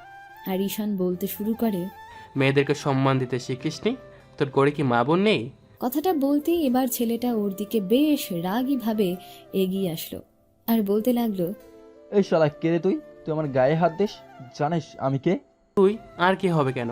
অবৈধ বাপের বকে যাওয়া ছেলে। তুই আমার গায়ে হাত দিয়ে বড় ভুল করলি। তোরা দাঁড়িয়ে দেখছিস কি? মার শালাকে, ওর কত বড় সাহস ওই রাফিনের গায়ে হাত দেয়। ছেলেটা কথাটা বলতে ওর সাথের ছেলেগুলো ঈশানের দিকে এগিয়ে আসলো। তখন সিয়ামও আর দাঁড়িয়ে রইল না, হাত সাফাই করতে লাগলো। ঈশান সিয়াম দুজনই উড়াধুরা মারপিট করতে লাগলো। আর ছেলেগুলো দেখে মনে হচ্ছিল নেশাখোরের মতো। ওরা 5 জনের মতো। তাই ঈশান আর সিয়াম 10 মিনিটের মধ্যে সবগুলোকে মেরে মাঠের মধ্যে শুইয়ে দিল। এবার ঈশান খেয়াল করলো মেয়েটা একটু দূরে দাঁড়িয়ে মাথা নিচু করে আছে, আর দেখলো ওর থেকে কিছুটা দূরে ওড়নাটা পড়ে আছে। ঈশান সেদিকে যাওয়ার আগে এবার সিয়াম গিয়ে ওড়নাটা উঠিয়ে তারপর মেয়েটার গায়ে ওড়নাটা জড়িয়ে দিল। সিয়ামের এরকম কর্মকাণ্ড দেখে ঈশান বেশ অবাক হলো। এবার ঈশান কিছু বলতে যাবে তার আগে সিয়াম মেয়েটাকে উদ্দেশ্য করে বলতে লাগলো, কে তুমি? আর তুমি এখানে কেন? এখানে তো কেউ নেই। আর এত ফাঁকা একটা জায়গায় তুমি আসলে কি করে বলো তো? ওরা কারা? তোমাকে এভাবে ডিস্টার্ব করছিল কেন? মেয়েটা বেশ ভয় পেয়েছে, যার জন্য এখনো ওর চোখ দিয়ে পানি পড়ছে। তখন সিয়াম যেটা করলো তার জন্য ঈশান মোটেও প্রস্তুত ছিল না। সিয়াম এবার মেয়েটার চোখের পানি মুছে দিয়ে বলতে লাগলো, প্লিজ তুমি কান্না করো না, আর বলো কি হয়েছে। দেখো, ওদেরকে যে মারটা দেওয়া হয়েছে এরপর হয়তো ওরা আর তোমাকে ডিস্টার্ব করতে পারবে না। তুমি বলো ওরা তোমার সাথে এরকম কেন করলো, আর ওরা কারা? আপু তুমি ভয় পেও না, কিচ্ছু হবে না। তুমি আমাদের বলো কি সমস্যা হয়েছে, আর ওরা কারা? ভাইয়া, যে ছেলেটা আমার ওড়না ধরে টানছিল ওর নাম রাফিন। ও চেয়ারম্যানের ছেলে, খুব বাজে। গ্রামের সব মেয়েকেই ও ডিস্টার্ব করে। কিছুদিন ধরে ও আমার পেছনে পড়েছে। বারবার বলে ওর সাথে রিলেশন করতে, না হলে রাত কাটাতে হবে। কিন্তু আমি ওর প্রস্তাবে রাজি হইনি, তাই বারবার আমাকে ডিস্টার্ব করছে। আজকে আমি এখান দিয়ে যাচ্ছিলাম, তখন ওরা এসে আমাকে ঘিরে ধরে আর ওরকম বাজে বাজে কথা বলতে শুরু করে। তুমি ভয় পেও না। আর তোমার বাসা কোথায় বলো, আমরা তোমাকে এগিয়ে দেই। না ভাইয়া, আমি যেতে পারবো। আর আপনাদেরকে অনেক ধন্যবাদ আমাকে সাহায্য করার জন্য। কিন্তু আপনারা কারা? আপনাদের তো মনে হয় এর আগে দেখিনি। আর শোনেন, আপনারা চেয়ারম্যানের ছেলেকে মেরেছেন, তাই চেয়ারম্যান বেশ রেগে যাবে আর আপনাদের উপর অ্যাটাক আসতে পারে। আপনারা এখান থেকে চলে যান। দেখো, তোমাকে এসব নিয়ে ভাবতে হবে না। ওরা আমাদের কিছুই করতে পারবে না। আর আজকে এখনই আমরা চেয়ারম্যানের কাছে যাব, আর দেখব ও কত বড় হারামি। এই গ্রামে আসার পর থেকে ওর আর ছেলের কুকর্মের কথাগুলো শুনে যাচ্ছি, আজকে নিজ চোখে দেখলাম। তোমাদের গ্রামের যে সমস্যাগুলো আছে সেটা কিছুদিনের মধ্যে শেষ হয়ে যাবে। সিয়াম কথাটা বলতে গিয়ে ঈশানের দিকে তাকাতেই ঈশান ওকে বলতে বারণ করলো। তখন সিয়াম বলতে লাগলো, সব ঠিক হয়ে যাবে, তুমি কান্না করো না। আর বলো তোমার বাসা কোথায়, আমরা তোমাকে এগিয়ে দিয়ে আসি। তার আগে তুমি আমাদেরকে চেয়ারম্যানের বাড়িটা একটু দেখিয়ে দেবে। আজকে ওকে গিয়ে ওর ছেলের কুকর্মের কথা বলতে হবে। ভাইয়া তাতে কোনো লাভ হবে না। ওনার ছেলে যেমন হারামি, ছেলের থেকে বাবা বেশি হারামি, তাই তো ছেলে এরকম করার সুযোগ পায়। আপনারা ওদের কাছে গিয়ে আরও ঝামেলায় পড়বেন। আপু এসব আমরা ম্যানেজ করে নিব, তুমি আমাদের বাড়িটা দেখিয়ে দাও। কথাটা বলতেই মেয়েটা হ্যাঁ সূচক মাথা নেড়িয়ে তারপর এগিয়ে যেতে লাগলো। ঈশান সিয়ামের ওর পেছনে পেছনে যেতে লাগলো। ঈশানের কেন জানি মনে হচ্ছিল সিয়ামের মেয়েটাকে পছন্দ হয়েছে, তাই এবার ওর কানের কাছে মুখ নিয়ে সে বলতে লাগলো, সিয়াম, তোর মনে হয় মেয়েটাকে পছন্দ হয়েছে, তাই না? ঈশানের কথায় সিয়াম একটা মুচকি হাসি দিতেই ঈশান বলতে লাগলো, ওকে দাঁড়া, আমি সব ঠিক করে দিচ্ছি। আচ্ছা আপু, তোমার নাম কি বলো তো? ভাইয়া আমার নাম রিয়া। আচ্ছা আপু, তুমি এক কাজ করো, তোমার পার্সোনাল নম্বর বা ঠিকানাটা আমাদের দাও। তুমি যদি আবার কখনো সমস্যায় পড়ো তাহলে তুমি আমাদের সাথে যোগাযোগ করবে। কথাটা বলতেই মেয়েটা কেমন যেন অদ্ভুতভাবে ওর দিকে তাকালো। তখন ঈশান কথা ঘুরানোর জন্য বলল, না না, সমস্যা হলে দেওয়ার দরকার নেই। আর তুমি হয়তো ভাবছো আমরা অচেনা ছেলে, তোমার কোনো ক্ষতি করে দিতে পারি, তেমনটা নয়। আমরা শহর থেকে এসেছি, কিন্তু মেয়েদের কীভাবে সম্মান দিতে হয় সেটা খুব ভালো করে জানি। ভাইয়া আমার তো ফোন নেই, তাহলে আপনাদের আমি নাম্বারটা দেবো কি করে? রিয়ার কথা শুনে এবার সিয়ামের মুখটা চুপসে গেল। আর ঈশান সেটা বুঝতে পেরে এবার সিয়ামের থেকে ওর কার্ডটা নিয়ে মেয়েটার দিকে এগিয়ে দিয়ে বলল, আপু এই কার্ডটা রাখো, এখানে আমার বন্ধুর নাম্বার আছে। তুমি তোমার বাসার ফোন থেকে ওকে ফোন দিও, যখন সমস্যায় পড়বে আমাদের ফোন দিও। মেয়েটা স্বাভাবিকভাবেই ঈশানের হাত থেকে কার্ডটা নিয়ে তারপর হাঁটতে লাগলো। একটু পর ওরা একটা বড় বাড়ির সামনে এসে গেল। তখন মেয়েটা বলতে লাগলো, ভাই এটা চেয়ারম্যানের বাড়ি, আপনারা ভেতরে যান, ওনার সাথে কথা বলেন, কিন্তু বেশি ঝামেলা করবেন না। উনি খুব বাজে লোক, তাই ওনার সাথে ঝামেলা করলে আপনাদেরই সমস্যা হবে। আচ্ছা আপু, তুমি এখন যাও, আমরা ভেতরে যাচ্ছি। রিয়া চলে গেল আর সিয়াম ওর দিকে তাকিয়ে রইল। তখন ওকে একটু ধাক্কা দিয়ে বলতে লাগলো, সেদিন তো খুব বলেছিলে আমাকে, আজকে নিজেই প্রেমে পড়ে গেছো। চলো ভেতরে যাই, তোমার লাইনটা সেটিং করিয়ে দিব, সমস্যা নেই। ঈশানের কথায় সিয়াম একটু ইমোশনাল হয়ে পড়ল আর বলতে লাগলো, ওরে ভাই আমার বুকে আয়, তুই এতদিন কোথায় ছিলি বলতো? তুই থাকলে আমার একটা রিলেশনও এভাবে ভেঙে যেত না, সবগুলোই আমার সাথে ঝুলে থাকতো। গ্রামে যখন মেয়ে দুজনেরই পছন্দ হয়েছে, এই গ্রামে দুজনে বিয়ে করব, কি বলিস? 100% কথার মধ্যে কোনো ভুল নেই। ওরা ভেতরে গেল। ভেতরে যেতেই একটা লোক এসে বলতে লাগলো, কি ব্যাপার, তোমরা কারা আর কাকে চাই? আমরা চেয়ারম্যান সাহেবের সাথে দেখা করতে আসছি। কিন্তু তোমরা কারা সেটা বলো, আর কিসের জন্য দেখা করতে আসছো? চেয়ারম্যান সাহেবের সাথে আমরা বড় একটা ডিল করতে আসছি। ভেতরে যেতে দিবে নাকি আমরা চলে যাব? আরে না না না, আসুন, আপনারা ভেতরে আসুন।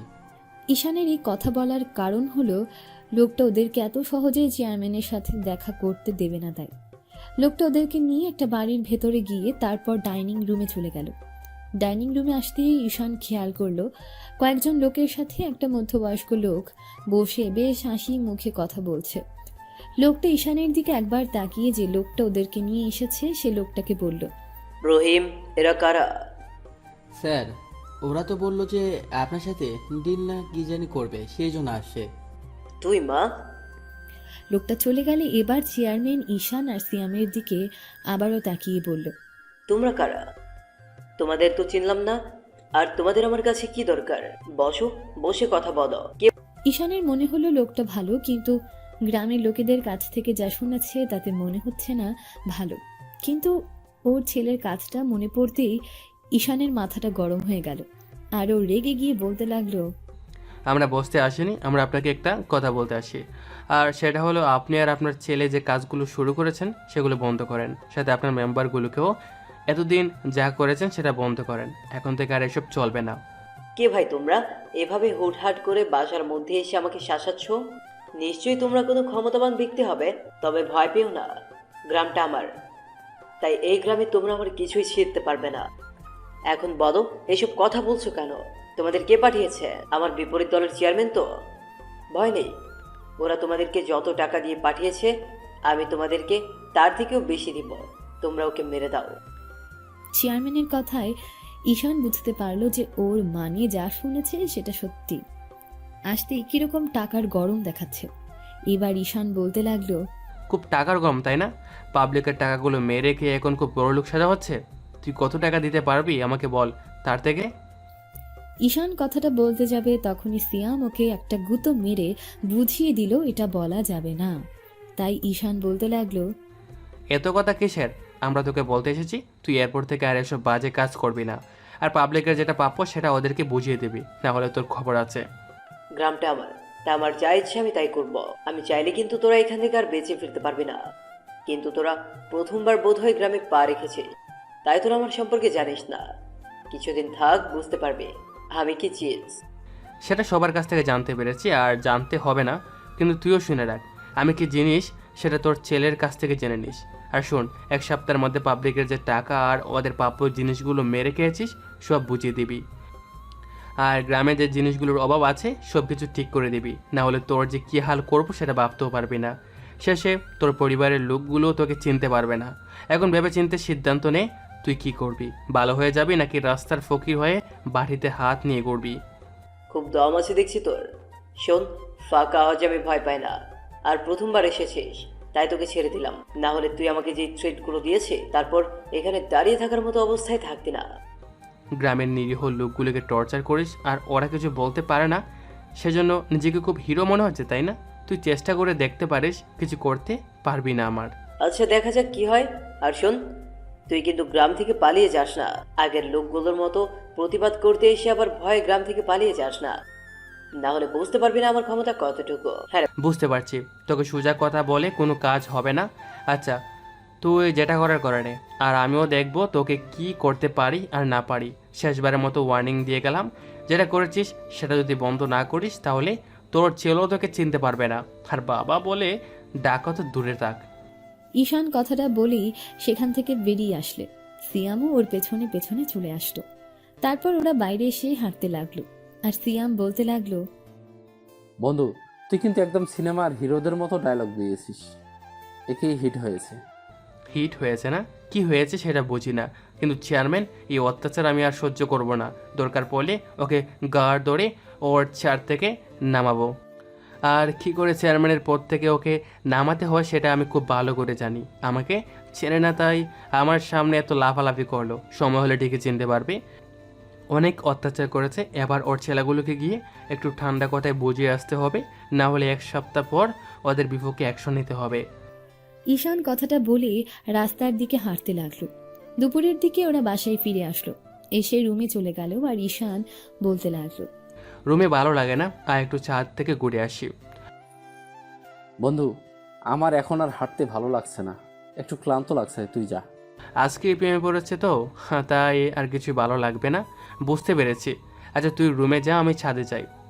ঈশানের কথায় সিয়াম একটা দুষ্টুমি মাখা হাসি দিয়ে রুমে চলে গেল, আর ঈশান ছাদে চলে গেল। ছাদে গিয়ে দেখে কেউ একজন দোলনাতে চড়ে আছে, আর ওকে পেছন থেকে দেখা যাচ্ছে। ওর চুলগুলো বাতাসে এলোমেলো হয়ে উঠছে, আর বারবার মেয়েটা চুলগুলো কানের পাশে গুজে দিচ্ছে। ঈশানের বুঝতে আর বাকি রইল না এটা নদী। ওর মায়াতে ও প্রথম বাড়ি পড়ে গেছে। এবার ঈশান নদীর যতটা কাছে যাচ্ছিল ততটাই ওর মধ্যে ঘোরের মতো কাজ করছিল, আর বারবার মনে হচ্ছিল নদীকে পেছন থেকে জড়িয়ে ধরে আদর করতে। ঈশানের মনের মধ্যে একটা অনুভূতি সৃষ্টি হয়। ঈশান নদীর দিকে আরো কিছুটা এগিয়ে আসতেই কারো পায়ের শব্দ পেয়ে ও ঈশানের দিকে তাকিয়ে বলে, ও আপনি? কেন, অন্য কাউকে আশা করেছিলেন নাকি কারো আসার কথা ছিল? আরে না না, তেমন কিছু না, ভাবলাম কে আসছে তাই পেছনে আপনাকে দেখে বললাম বসুন। কোথায়? আপনার পাশে? ঈশানের কথায় নদী ওর দিকে চোখ বড় বড় করে তাকাতেই ঈশান কথা ঘুরানোর জন্য বলে, আসলে আমি বলতে চেয়েছি আপনার সামনাসামনি বসবো নাকি আপনার থেকে দূরে সরে বসবো, আপনার যদি আই কন্ট্যাক্টে প্রবলেম হয়। আরে না, কি বলেন, বসেন। ঈশান নদীর দিকে মুখ করে তারপর রেলিংয়ের উপর বসলো। নদী বারবার ওর দিকে তাকাচ্ছিল, আর ঈশান ওর দিকে তাকিয়ে আছে। ঈশানকে ভাবে তাকিয়ে থাকতে দেখে নদী একটু লজ্জা পেয়ে যাচ্ছে, যার কারণে চোখটা বারবার নামিয়ে নিচ্ছিল। নদী দোলনায় দোল খাচ্ছে, আর বাতাসে ওর চুলগুলো এলোমেলো ভাবে উঠছিল। ও বারবার সেগুলো কানের পাশে দিচ্ছিল। ঈশানের ইচ্ছে করছিল চুলগুলো নিয়ে যাতে ওর কাছে গিয়ে কানের পাশে গুজে দিতে, কিন্তু সবেমাত্র কয়েকটা দিন হলো ঈশান আসছে, আর এর মাঝে এগুলো করতে গেলে নদী ওকে একটু অন্যরকম ভাববে। বেশ কিছুক্ষণ দুজনের মধ্যে নীরবতা বিরাজ করছিল। ঈশান ওকে কি বলবে বা কি নিয়ে কথা বলা শুরু করবে খুঁজে পাচ্ছিল না, তাই বলতে লাগলো, আচ্ছা নদী, আপনি কি পড়ালেখা শেষ করে ফেলেছেন নাকি এখনও কন্টিনিউ করছেন?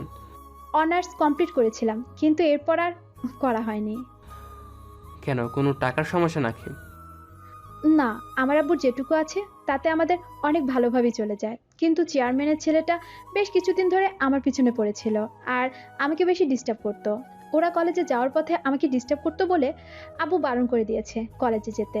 অনেক কষ্টে ওদের থেকে লুকিয়ে লুকিয়ে অনার্সটা কমপ্লিট করতে পেরেছিলাম, কিন্তু শেষে অনার্সের শেষ বর্ষে ওরা বেশ ঝামেলা করেছিল। তাই আব্বু ভয় পেয়ে আমার কিছু হয়ে যাবে ভেবে আমাকে আর কলেজে যেতে দেয়নি, তাই আর পড়ালেখা করা হয়ে ওঠেনি। ও আচ্ছা, আপনি আবার পড়ালেখা কন্টিনিউ করেন, আমি সবটা দেখে নেব। একটু আগে চেয়ারম্যানের ছেলেটাকে বেশ ভালোভাবে শিক্ষা দিয়ে আসছি। আজকে একটা মেয়ের সাথে ও অসভ্যতামি করেছিল, তাই ইচ্ছা মতো আরং দুলাই দিয়েছি। মনে হয় না এক সপ্তাহ আগে তার বিছানা ছেড়ে উঠতে পারবে, তাই আপনি পড়ালেখাটা কন্টিনিউ করতে পারেন। না, সেটা একবারে ছেড়ে দিইনি, আর ইচ্ছে নেই। আর তাছাড়া আপনি বা এখানে কতদিন থাকবেন? যখন চলে যাবেন তখন তো ওরা আবারও আমাকে ডিস্টার্ব করবে। আর আমি আব্বু আম্মুর একমাত্র সন্তান, আমার কিছু হয়ে গেলে ওরা থাকতে পারবে না আমাকে ছাড়া, তাই আমারও খুব ভয় হয়। তাই আমি আর চাই না পড়ালেখাটা লাইফে আনতে। নদীর কথাটা ঈশানের বেশ খারাপ লাগলো, তাই বেশ কিছুক্ষণ আবারও দুজনের মধ্যে নীরবতা বিরাজ করলো। ঈশান মাঝে মাঝে নদীর সাথে কথা বলছিল আর নদী উত্তর দিচ্ছিল। এভাবেই পরপর কয়েকটা দিন ঈশান নদীর সাথে কথা বলতে লাগলো। ঈশানের যেমন নদীর সাথে কথা বলতে ভালো লাগে, নদীরও তেমনই ঈশানের সাথে কথা বলতে ভালো লাগে। যখন নদী ঈশানের সাথে কথা বলে তখন ওর অন্য কিছুই মনে থাকে না। ঈশান নদীকে অনেকটা ভালোবেসে ফেলেছে। এর মাঝে ঈশান নদীকে বোঝানোর চেষ্টা করেছে ওকে ভালোবাসে, কিন্তু নদী সেটা এড়িয়ে আছে। অন্যদিকে ঈশান আর সিয়ামি কয়েকদিনের মধ্যে গ্রামের মেম্বারগুলোকেও বেশ ভালোভাবে বুঝিয়ে এসেছে পরবর্তীতে এরকম করলে বেশ খারাপ হবে বিষয়টা। ঈশান প্ল্যান করে ফেলেছে গ্রামের চিত্রটা একটু পাল্টে দেবে, কিন্তু তার আগে এই রাজ্যের লোকগুলোকে ঠিক করতে হবে, না হলে ওরা সবকিছু উল্টোপাল্টা করে ফেলবে। একটা সপ্তাহ কেটে গেল, কিন্তু চেয়ারম্যান মেম্বারগুলো ওদের কার্যক্রম চালিয়ে যাচ্ছে। ঈশান বুঝতে পারছে না কি করবে, ভেবে পাচ্ছিল না ওদের বিরুদ্ধে কিভাবে অ্যাকশন নেবে। ঈশান বিষয়টা নিয়ে মাস্টার সাহেবের সাথে কথা বলেছে, কিন্তু উনি বলেছে ঝামেলা না করতে। কিন্তু ঈশান ওদেরকে এখান থেকে উচ্ছেদ না করে তো ছাড়বে না। তো যখন চেয়ারম্যান মেম্বারগুলোর কথা শুনছিল না, তখন ঈশান ভাবল যে এখানে যে জিনিসগুলো বেকার হয়ে পড়ে আছে সেগুলো ঠিকঠাক করতে হবে। তাই ঈশান আর কয়েকটা দিন থেকে শহরে চলে গেল, আর বাসায় গিয়ে ভাবলো আব্বু আম্মুকে নদীর কথা বলে দেবে, কিন্তু তার আগে গ্রামের পরিস্থিতিটা চেঞ্জ করতে হবে। বাসায় আসতেই সেদিন রাতে ঈশানের আব্বু আম্মু বলতে লাগলো, তো আব্বু, তোমার গ্রামের ঘোরা হয়ে গেল? না আব্বু, গোড়াটা হয়নি। গ্রামের পরিস্থিতি দেখে খুব খারাপ লাগলো। কিন্তু কেন বলো তো, কি হয়েছে? ঈশান ওর আব্বুকে ঘটনাটা খুলে বলল। সব শুনে ঈশানের আব্বু নিচের দিকে তাকিয়ে রইল। তখন ঈশান বলতে লাগলো, আব্বু, আমি জানি তুমি কিসের জন্য গ্রাম ছেড়ে চলে আসছিলে। দেখো, যা হবার হয়েছে, কিন্তু আমি গ্রামের মানুষগুলোর জন্য কিছু করতে চাই। তাই আমি ঠিক করেছি যে জিনিসগুলো অভাব গ্রামে আছে এগুলো ওদের করে দেব, আর গ্রামের ওই দুষ্টু চেয়ারম্যান মেম্বারগুলোকে ওখান থেকে তাড়াবো, তাহলে ওরা শান্তিতে থাকতে পারবে। তুমি ওদের সাথে পেরে উঠবে না, ওরা খুব বাজে লোক। তাই তো আমাকে গ্রামটা ছেড়ে আসতে হয়েছিল 20টা বছর আগে। আব্বু, তুমি এসব নিয়ে চিন্তা করো না। তুমি বলো, তুমি আমার পাশে আছো। আব্বু, আমরা সব সময় তোমার পাশে আছি, তাই এসব নিয়ে ভাবতে হবে না। আর তুমি যদি ওদের জন্য কিছু করতে চাও তাতেও আমার কোনো আপত্তি নেই, কিন্তু তুমি ওদের জন্য যতই কিছু করো, কিন্তু ওরা সেই সুযোগ সুবিধা পাবে না। তার আগেই ওই শয়তান লোকগুলো ওদের থেকে সেগুলো ছিনিয়ে নেবে। আব্বু, আমি সেই ব্যবস্থা করে ফেলছি। আমি শুধু যে গ্রামের লোকগুলোর জন্য এই কাজগুলো করব তা নয়, ওদেরকে একটা ফাঁদে ফেলার জন্য এটাও আমার একটা নতুন প্ল্যান। তাই তুমি শুধু হ্যাঁ বলে দাও। আচ্ছা ঠিক আছে, তোমার যা ইচ্ছা তাই করো, কিন্তু এরপর কিন্তু বাসায় ফিরে আসলে তোমাকে বিয়ে করতে হবে, সেটা যেন মাথায় থাকে। ঈশান ভাবছিল যে নদীর কথা বলবে না, কিন্তু এখন ওর আব্বু বিয়ের কথা বলতেই ও ভাবতে লাগলো বিষয়টা বলা দরকার, না হলে আব্বু আম্মু অন্য কোনো মেয়ে দেখে ফেলবে, আর তখন ওদের পছন্দে বিয়ে না করলে ওরা খুব কষ্ট পাবে। তাই ঈশান বলতে লাগলো, আব্বু, গ্রামের একটা মেয়েকে আমার খুব পছন্দ হয়েছে, আমি ওকে ছাড়া অন্য কাউকে বিয়ে করতে পারবো না। আলহামদুলিল্লাহ, যাক শেষ পর্যন্ত আমার ছেলে একটা মেয়েকে পছন্দ হয়েছে। আব্বু, তুমি মেয়েটার বাসার ঠিকানা সব কিছু আমাদের বলো, আমরা ওদের সাথে কথা বলবো। আম্মু, মেয়েটা আর কেউ না, আব্বুর বন্ধুর মেয়ে নদী। আমার ওকে প্রথম দেখাতে অনেক ভালো লেগেছে। আমি ভেবেছিলাম নদীকে নিজের মনের কথাগুলো খুলে বলে তারপর তোমাদের বলবো, কিন্তু না, তোমরা আগে জানতে চাইলে তাই বলে দিলাম। না হলে তোমরা কষ্ট পেতে, কিন্তু এর জন্য একটু সময় লাগবে। আমি ওকে নিজ থেকে একটু বোঝানোর চেষ্টা করব, তারপর না হয় তোমরা রহমান আঙ্কেলের সাথে কথা বলো। ঈশান আব্বু আম্মুর সাথে আরও কিছুক্ষণ কথা বলে তারপর চলে আসলো। তারপর সিয়ামকে ফোন দিল, কারণ আবারও ওদের গ্রামে যেতে হবে। কিন্তু সিয়ামের ফোনটা ওয়েটিং। ঈশানের বুঝতে বাকি রইল না ও রিয়ার সাথে কথা বলছে। আসলে গ্রামে যে কয়েকদিন ছিল তার মধ্যে সিয়াম রিয়াকে পটিয়ে ফেলেছে, তাই ওরা এখন চুটিয়ে প্রেম করছে। অন্যদিকে নদীর ভেতর কেমন যেন একটা অস্থিরতা কাজ করছে ঈশানের সাথে কথা বলতে না পেরে, কিন্তু বুঝতে পারে না যে ওর সাথে কথা বলার সময় সবকিছু নদীর অনেক ভালো লাগে। ঈশান 1 সপ্তাহ শহরে থেকে সবকিছু ঠিকঠাক করে নিয়ে তারপর গ্রামের উদ্দেশ্যে রওনা দেয়। না, এবার পায়ে হেঁটে বা বাসে করে নয়, সরাসরি হেলিকপ্টারে করে। গ্রামের রাস্তাঘাট, খাবার পানির জন্য নলকূপ, স্কুল, কলেজ, মাদ্রাসা এগুলো করার জন্য প্রয়োজনীয় অর্থ নিয়ে তারপর গ্রামের উদ্দেশ্যে রওনা দেয়, আর সাথে ওর নিজস্ব কিছু লোকজন নিয়ে যায়। ঈশান প্রথম যেদিন নদীর সাথে যে মাঠে দেখা হয়েছিল সেই মাঠেই ল্যান্ডিং করে। তখন নদীও ওই নদীর ধারে বসেছিল। ও এরকম একটা বিষয় দেখেও একটু এগিয়ে আসতে তৎক্ষণাৎ ঈশান হেলিকপ্টার থেকে বের হলে নদী ঈশানকে দেখে অবাক হয়ে যায়। আসলে নদী জানে ঈশান বড় লোক, কিন্তু এতটা হবে সেটা ওর জানা ছিল না। নদীর ঈশানকে দেখে প্রথমে অনেকটা হ্যাপি হলেও আবার পরক্ষণেই ভাবল, ঈশান এত বড় লোকের ছেলে, আর আমি ভাবলাম কি নাকি এ তো আমাকে আর চিনতেই পারবে না, তাই ওর কাছে যাওয়াটা ঠিক হবে না। কথাগুলো ভেবে নদী সেখান থেকে বাসার উদ্দেশ্যে মন খারাপ করে রওনা দিল, আর ঈশান নিজের কাজে লেগে পড়ল। ওর লোকগুলোকে বুঝিয়ে দিল কোথায় কি করতে হবে। তারপর সব কিছু ঠিকঠাক করে দিয়ে ঈশান মাস্টার আঙ্কেলের বাড়ি চলে যায়। গিয়ে নদীকে খুঁজতে থাকে। তখন মাস্টার আঙ্কেলের স্ত্রী অর্থাৎ নদীর আম্মুকে দেখি ঈশান বলে, আন্টি, নদী কোথায়? কিন্তু কেন বলো তো আব্বু? ওকে আমার একটু দরকার আছে। গিয়ে দেখো, ওর রুমে আছে। ঈশান কথাটা বলতে নদীর আম্মু একটা মুচকি হাসি দিল। এবার ঈশান নদীর রুমে চলে গেল। গিয়ে দেখলো নদীর রুমে নেই, তাই ঈশান ভাবলো ছাদে আছে, তাই ছাদের দিকে যেতে লাগলো। নদীর আব্বু আম্মু জানি ঈশান নদীকে পছন্দ করে, কারণ ওর কাজে সেটা বুঝতে পেরেছে। নদীর সাথে খুব হেসে হেসে কথা বলে, আর ওর প্রতি কেয়ারিং থেকে ওদের আর বুঝতে বাকি নেই। আর যখন ঈশান 1টা সপ্তাহ গ্রামে ছিল না, তখন নদীর আম্মু বুঝে গেছে নদীও ঈশানকে পছন্দ করে, কিন্তু ওরা ওদের লেভেলের নয়, ওদের থেকে অনেক গরিব, ওরা মধ্যবিত্ত। তাই নদীর আব্বুই ভেবেছে যে ওনার বন্ধু এসব মেনে নিবে কিনা, তাই কথাগুলো ভেবে ওদের এই বিষয় নিয়ে কথা বলা হয়ে ওঠেনি। ঈশান ছাদে গিয়ে দেখে নদী দোলনায় এসে দোল খাচ্ছে। সেদিনের মতো ওর অবাধ্য চুলগুলো এদিকে এলোমেলোভাবে উঠছে। ঈশান আর কিছু না ভেবে ওর সামনে চলে গেল, আর ঈশানকে দেখেই নদী দাঁড়িয়ে পড়ল। এবার ঈশান পকেট থেকে একটা রিং বের করে ওর সামনে ধরে হাঁটু গেড়ে বসে বলতে লাগলো, নদী, আমি জানি না মনের কথাগুলো কিভাবে খুলে বলতে হয়, জানি না কিভাবে প্রিয় মানুষটাকে অনেক বেশি ভালোবাসতে হয়, জানি না কিভাবে প্রপোজ করলে মনের মানুষটা রাজি হবে, জানি না কিভাবে তোমাকে ভালোবেসে ফেলেছি। প্রথম যেদিন তোমাকে দেখেছিলাম সেদিন তোমাকে দেখার পরে আমার ভিতরে একটা অনুভূতির সৃষ্টি হয়েছে, আর সেই অনুভূতি থেকে তোমাকে ভালোবেসে ফেলছি। কতটা ভালোবাসি সেটা হয়তো বলে বোঝাতে পারবো না, কিন্তু এরা জানি আমার লাইফে তোমাকে খুব দরকার। আমার আব্বু আম্মুর বৌমা হিসাবে তারা তোমাকে চায়। আমি ওদেরকে তোমার কথা বলেছি। এখন তুমি যদি রাজি হও তাহলে আমি তোমাকে আমার বাবুর আম্মু বানাতে চাই। Nodi, I love you. Do you love me? Nodi যেন মনে মনে এটাই যাচ্ছিল। নদীর ভেতরে 7টা দিন ধরে একটা অস্থিরতা কাজ করেছে। যখন ঈশান ওর কাছে ছিল না, আবার যখন আজকে চলে আসলো তখন ওর ভেতর যেন প্রাণ ফিরে পেয়েছে। কিন্তু ঈশানকে যখন এরকম একটা অবস্থাতে দেখলো তখন নদীর মনে হয়েছে ঈশানের সাথে ওর যায় না। কোথায় ঈশান আর কোথায় ও? ঈশানের আব্বু আম্মু এই সম্পর্কটাকে কখনোই মেনে নেবে না। ঈশান নদীর সামনে হাঁটু গেড়ে বসে আছে। নদী কোনো কথা বলছে না। ঈশান বলতে লাগলো, নদী, সত্যি তোমাকে অনেক বেশি ভালোবেসে ফেলছি। জীবনের প্রথম তোমাকে ভালোবেসেছি। কাউকে আমার পছন্দ হতো না, কাউকে নিজের মনের মতো পাইনি, কিন্তু তোমাকে দেখার পরে মনে হয়েছে আমি শুধু তোমাকেই ভালোবাসি। প্লিজ নদী, অ্যাকসেপ্ট মি। এই সম্পর্কটা হওয়া কখনোই সম্ভব না।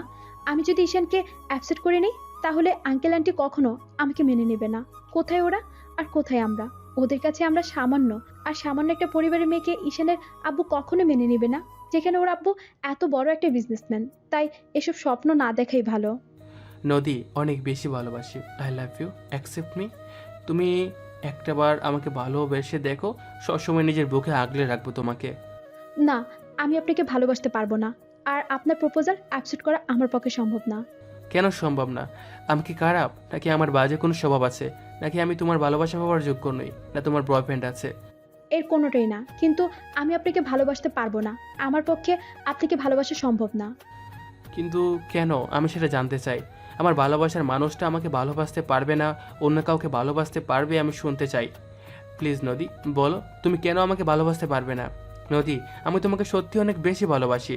জীবনের প্রথমবার তোমাকে ভালোবেসেছি, তাই তোমাকে নিজের লাইফে চাই। নদী ভাবতে লাগলো ঈশান হয়তো ওকে সত্যি ভালোবাসে। তাই ঈশানকে ফিরিয়ে দিতে হলে কিছু একটা বলতে হবে যাতে ঈশান আর ওর পেছনে পড়ে না থাকে। আর এই সম্পর্কটা তো কখনো হবেই না। কথাগুলো ভেবেই নদী নিজেকে স্বাভাবিক করে নিল আর মনটাকে শক্ত করে বলে, বললাম না আপনাকে আমি ভালোবাসতে পারবো না। আর হ্যাঁ, আমার বয়ফ্রেন্ড আছে, সেজন্য আপনাকে ভালোবাসাটা আমার পক্ষে সম্ভব না। আমরা দুজন দুজনকে অনেক বেশি ভালোবাসি। নদীর কথায় ঈশানের হাত থেকে রিংটা পড়ে গেল আর কালো মেঘে মুখটা ছেয়ে গেল। ও কি বলবে বুঝে উঠতে পারছে না। তারপরেও নিজেকে স্বাভাবিক করে নিয়ে বলতে লাগলো, নদী, তুমি মিথ্যা কথা বলছো। আমি জানি তোমার বয়ফ্রেন্ড নেই। কেন আমাকে মেনে নিতে পারছো না? তুমি বলো যে আমার মধ্যে খারাপ কোনটা আছে, আমি সেটা শুধরে নেব। একটা বার আমাকে ভালোবেসে দেখো, কখনো তোমাকে কষ্ট পেতে দিব না। আমি আপনাকে মিথ্যে বলতে যাব কেন? আর আমি তো বললামই আমার বয়ফ্রেন্ড আছে, তাই আপনি আসতে পারেন। দ্বিতীয়বার আপনি আমার সামনে আসবেন না, আর এই কথাগুলো বলবেন না। তোমাকে ভালোবাসি, তাই বারবার তোমার সামনে আসবো। যতদিন তুমি আমাকে অ্যাকসেপ্ট না করবে ততদিন আমি তোমাকে ভালোবেসে যাব, আর বাসবো, আর ভালোবাসার কথা বলে যাব। আই লাভ ইউ নদী। নদী বুঝতে পারলো ঈশানকে এত সহজে ফেরানো সম্ভব হবে না। তাই নদী সেখান থেকে চলে যেতে গেলে ঈশান ওর একটা হাত ধরে তৎক্ষণাৎ নদী ওর হাতটা এক ঝটকায় ছাড়িয়ে নিয়ে ঈশানের দিকে ঘুরেই ওকে ঠাস করে একটা চড় মেরে দিয়ে বলতে শুরু করে, তোকে বললাম না আমি তোকে ভালোবাসতে পারবো না, আমার বয়ফ্রেন্ড আছে। তারপরও কেন আমার হাত ধরেছিস? তোর কি লজ্জা নেই অন্য একজনের ভালোবাসার গায়ে টাচ করিস? আসলে লজ্জা নেই, জানো তো, কারণ তোমাকে ভালোবেসেছি, আর ভালোবাসার মধ্যে লজ্জা শরম থাকে না। কি করবো বলো, প্রথম দেখাতেই তোমাকে ভালোবেসেছি, তাই ভয় লাগে তুমি যদি হারিয়ে যাও আমার থেকে। আমি জানি না তুমি কেন আমাকে মেনে নিতে পারছো না। প্রথমবার ভালোবেসেছি, তাই ভালোবেসে যাব। তোমাকে ছাড়া আমার লাইফে অন্য কাউকে আনা সম্ভব না। ঈশান কথাগুলো বলতেই নদীর বুকটা ধক করে উঠল। নদীও এই কয়েকটা দিনে ঈশানকে নিজের মনে জায়গা দিয়ে ফেলেছে। ভালোবাসে কিনা সেটা জানে না, কিন্তু যখন শুনল ঈশান নিজের কোনো ক্ষতি করে দেবে তৎক্ষণাৎ নদীর বুকটা ধক করে উঠল। তারপরও নিজেকে স্বাভাবিক করে নিয়ে বলতে লাগলো, সেটা আপনার বিষয়, কিন্তু আপনি আর দ্বিতীয়বার আমার সামনে আসবেন না, না হলে আমি ভুলে যাব আপনি আমার আব্বুর বন্ধুর ছেলে। কথাটা বলেই নদী চলে গেল আর ঈশান ধপাস করে দোলনায় বসে পড়ে ভাবতে লাগলো, কি ভাবলাম আর কি হলো। জীবনের প্রথম কাউকে ভালোবাসলে আমার সে আমাকে এভাবে রিজেক্ট করে দিল। ও যতই বলুক ওর বয়ফ্রেন্ড আছে, আমি বিশ্বাস করি না। কারণ ওর বয়ফ্রেন্ড থাকলে আমি যতগুলো দিন গ্রামে থেকে গেছি একবার হলেও নদী তার সাথে কথা বলতো কিংবা দেখা করতো। আমি তো ওকে ভালোবাসি, তাই নদীকে দূরে সরে যেতে দিব না, যে করেই হোক নিজের করে নিব। কথাগুলো ভেবে ঈশান সেখানেই বসে রইল। অন্যদিকে ঈশানকে এভাবে ফিরিয়ে দিয়ে নদীরও খুব খারাপ লাগছিল। ঈশান যখন ওকে প্রপোজ করেছে তখন নদীর ইচ্ছা হচ্ছিল ঈশানের বুকে ঝাঁপিয়ে পড়তে আর ওকে দুই হাতে শক্ত করে জড়িয়ে ধরে ভালোবাসি কথাটা বলতে। কিন্তু নদী কোনো এক বাধার কারণে ঈশানকে মেনে নিতে পারল না। এভাবে 2টা দিন কেটে গেল। ঈশান গ্রামের উন্নয়নের জন্য সব কাজগুলো নিজ হাতে করতে শুরু করেছে। এর মধ্যে চেয়ারম্যান সেটা খবর পেয়ে মুখিয়ে আছে। ঈশান চেয়ারম্যানের নামে কমপ্লেইন করেছিল এসপির কাছে, আর এসপি ওকে সাহায্যের জন্য গ্রামের দিকে রওনা দিয়েছে। এর মাঝে চেয়ারম্যান, ওর ছেলে আর কয়েকজন মেম্বার মিলে ঈশানের কাজে এসে বাধা দেয়, আর জিনিসপত্রগুলো হাতিয়ে নেওয়ার চেষ্টা করলে তখন ঈশান এসে ওদের বাধা দেয়। তখন সবাই ঈশানের উপর চড়াও হলে এর মাঝে পুলিশের গাড়ির শব্দ আসে। তখন ওরা বেশ ভয় পেয়ে যায়, আর পালিয়ে যেতে গেলে গ্রামের লোকজন সহ পুলিশ এসে সবাই ওদের ঘিরে ফেলে। এর আগে ঈশান গ্রামের লোকগুলোকে সবকিছু বুঝিয়ে দিয়েছে যে ওদের বিপক্ষে অন্যায়ের প্রতিবাদ করতে হবে। এসপি এসে সবটা দেখে তারপর চেয়ারম্যানকে উদ্দেশ্য করে বলতে শুরু করে, চেয়ারম্যান সাহেব, আপনার সব কুকর্মের কথাগুলো আমরা জেনে গেছি। আপনি এতদিন মানুষের হক আর প্রাপ্য জিনিসগুলো মেরে খেয়েছেন, আর সেটা করতে পারবেন না। ঈশান সাহেব আপনার বিরুদ্ধে সব জানিয়েছে, কিন্তু যথেষ্ট প্রমাণের অভাবে আপনাদের বিরুদ্ধে কোনো অ্যাকশন নিতে পারছিলাম না। কিন্তু আজকে সেটা হাতে নাতে ধরা পড়ল। এর জন্যই বোধহয় এই গ্রামটা উন্নত নয়, তাই না? আপনাদের ওপর মানুষ ভরসা করেই তো আপনাদেরকে নির্বাচনে জয়যুক্ত করে, কিন্তু আপনারাই এভাবে রক্ষক হয়ে যদি ভক্তকের কাজ করেন, তাহলে কিভাবে গ্রামটা চলবে বলেন তো? কথাগুলো বলতে চেয়ারম্যান মাথাটা নিচু করে নিল। এবার ঈশান ওদের সামনে এসে দাঁড়িয়ে বলতে লাগলো, এসপি সাহেব, আপনি কাকে কি বলছেন? যেমন বাবা তার তেমনই ছেলে, তার সঙ্গের সাঙ্গুপাঙ্গু একই হয়েছে। নির্বাচিত হয়ে তারাও সুযোগের সৎ ব্যবহার করেছে আর ক্ষমতার অপব্যবহার করেছে।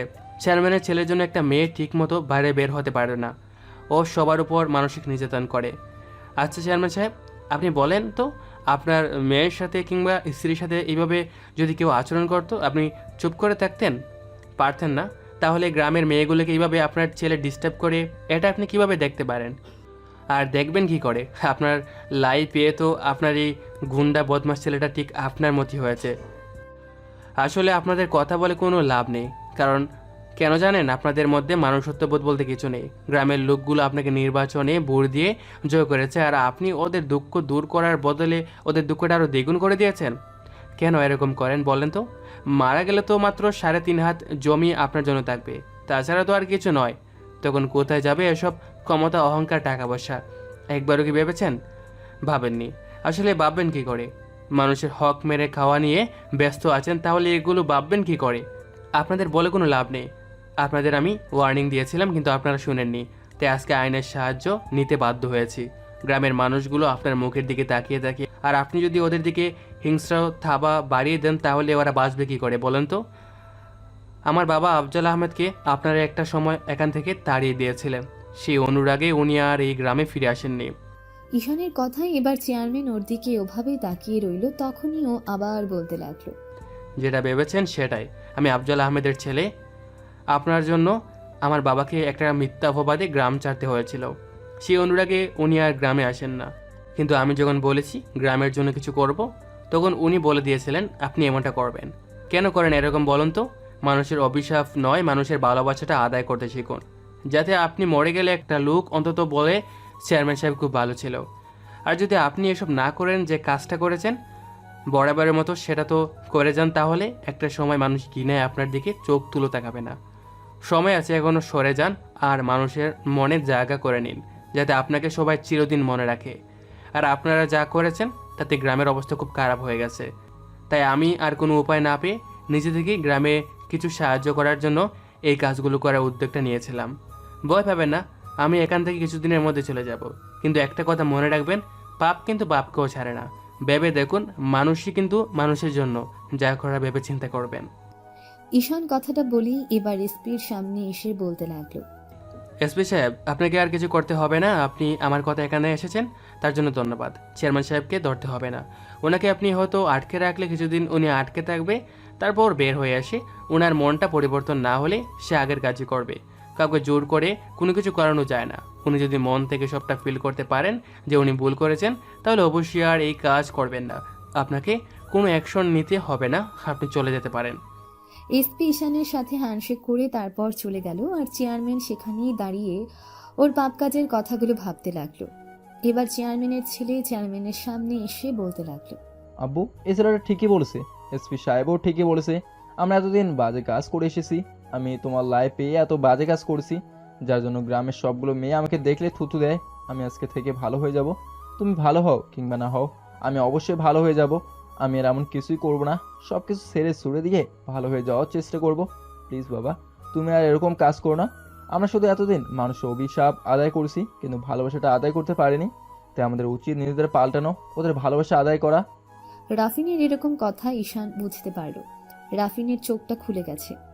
এবার সিয়াম ঈশানের কাঁধের উপর হাত রাখতেই ঈশান একটা মুচকি হাসি দিল। এবার চেয়ারম্যান একটা দীর্ঘ নিঃশ্বাস ফেলে বলতে লাগলো, বাবা, ছেলেটা ঠিকই বলেছে, আমরা ভুল করেছে। বাবা, তোমাকে আমার চোখ খুলে দেওয়ার জন্য অনেক ধন্যবাদ। আমি ভবিষ্যতে এরকম কিছু তো দূরে থাক, মানুষের কষ্টের কারণও হবে না, আর ওদের প্রাপ্যগুলো ওদেরকে বুঝিয়ে দিব। তুমি আজকে আমার চোখটা খুলে দিয়েছ, না হলে আমি ওদের উপর অন্যায় করতেই থাকতাম। আমি আপনাদের সাথে অনেক খারাপ ব্যবহার করেছি, আর অনেকের গায়ে হাত পর্যন্ত তুলেছি আমার লোকদের দিয়ে। তাই আপনারা দয়া করে আমাকে মাফ করে দিবেন। আমি আর এরকম ভুল কখনো করব না, আর আপনাদের যা প্রাপ্য তা আপনাদের কাছে পৌঁছে দেওয়ার দায়িত্ব আজ থেকে আমার। আশা করি আপনারা আমাকে মাফ করে দিবেন। চেয়ারম্যান সাহেব, আপনি আপনার ভুলটা বুঝতে পেরেছেন, এতেই অনেক। আমি এটাই চাচ্ছিলাম যে আপনি নিজের ভুলটা বুঝতে পারেন আর মানুষের পাশে দাঁড়ান। দেখুন, আমরা বাইরে থেকে এসেছি, আপনার গ্রামের লোক হয়ে যদি এরকম করেন তাহলে ওরা কার কাছে গিয়ে দাঁড়াবে? আপনি আপনার ভুল বুঝতে পেরেছেন, তার জন্য আপনাকে অসংখ্য ধন্যবাদ। চেয়ারম্যান ঈশানের সাথে আরও কিছুক্ষণ কথা বলে তারপর ওর চেলাগুলোকে নিয়ে চলে গেল। তখন ঈশান ওর লোকগুলোকে উদ্দেশ্য করে বলতে লাগলো, আপনার কাজে লেগে পড়ুন, আর কোনো বাধা বিপত্তি আর আসবে না আশা করি। ঈশান কথাটা বলে গিয়ে একটা জায়গায় বসে পড়ল আর ভাবতে লাগলো নদীর কথা। কয়েকটা দিন যাবৎ বারবার ওকে নিজের মনের কথাগুলো বলে যাচ্ছে, কিন্তু নদী ওকে রিজেক্ট করে যাচ্ছে। অন্যদিকে নদী ঈশানকে এভাবে রিজেক্ট করে দিয়ে ভালো থাকতে পারছিল না। নদী মাঝে মধ্যে কান্না করে ওর চোখে পানি চলে আসে। যে মানুষটা ওকে প্রথম দেখায় ভালোবেসে ফেলেছে, সে মানুষটাকেও বারবার ফিরিয়ে দিচ্ছে। কিন্তু কিসের জন্য? হয়তো ঈশান বড় লোকের ছেলে তাই।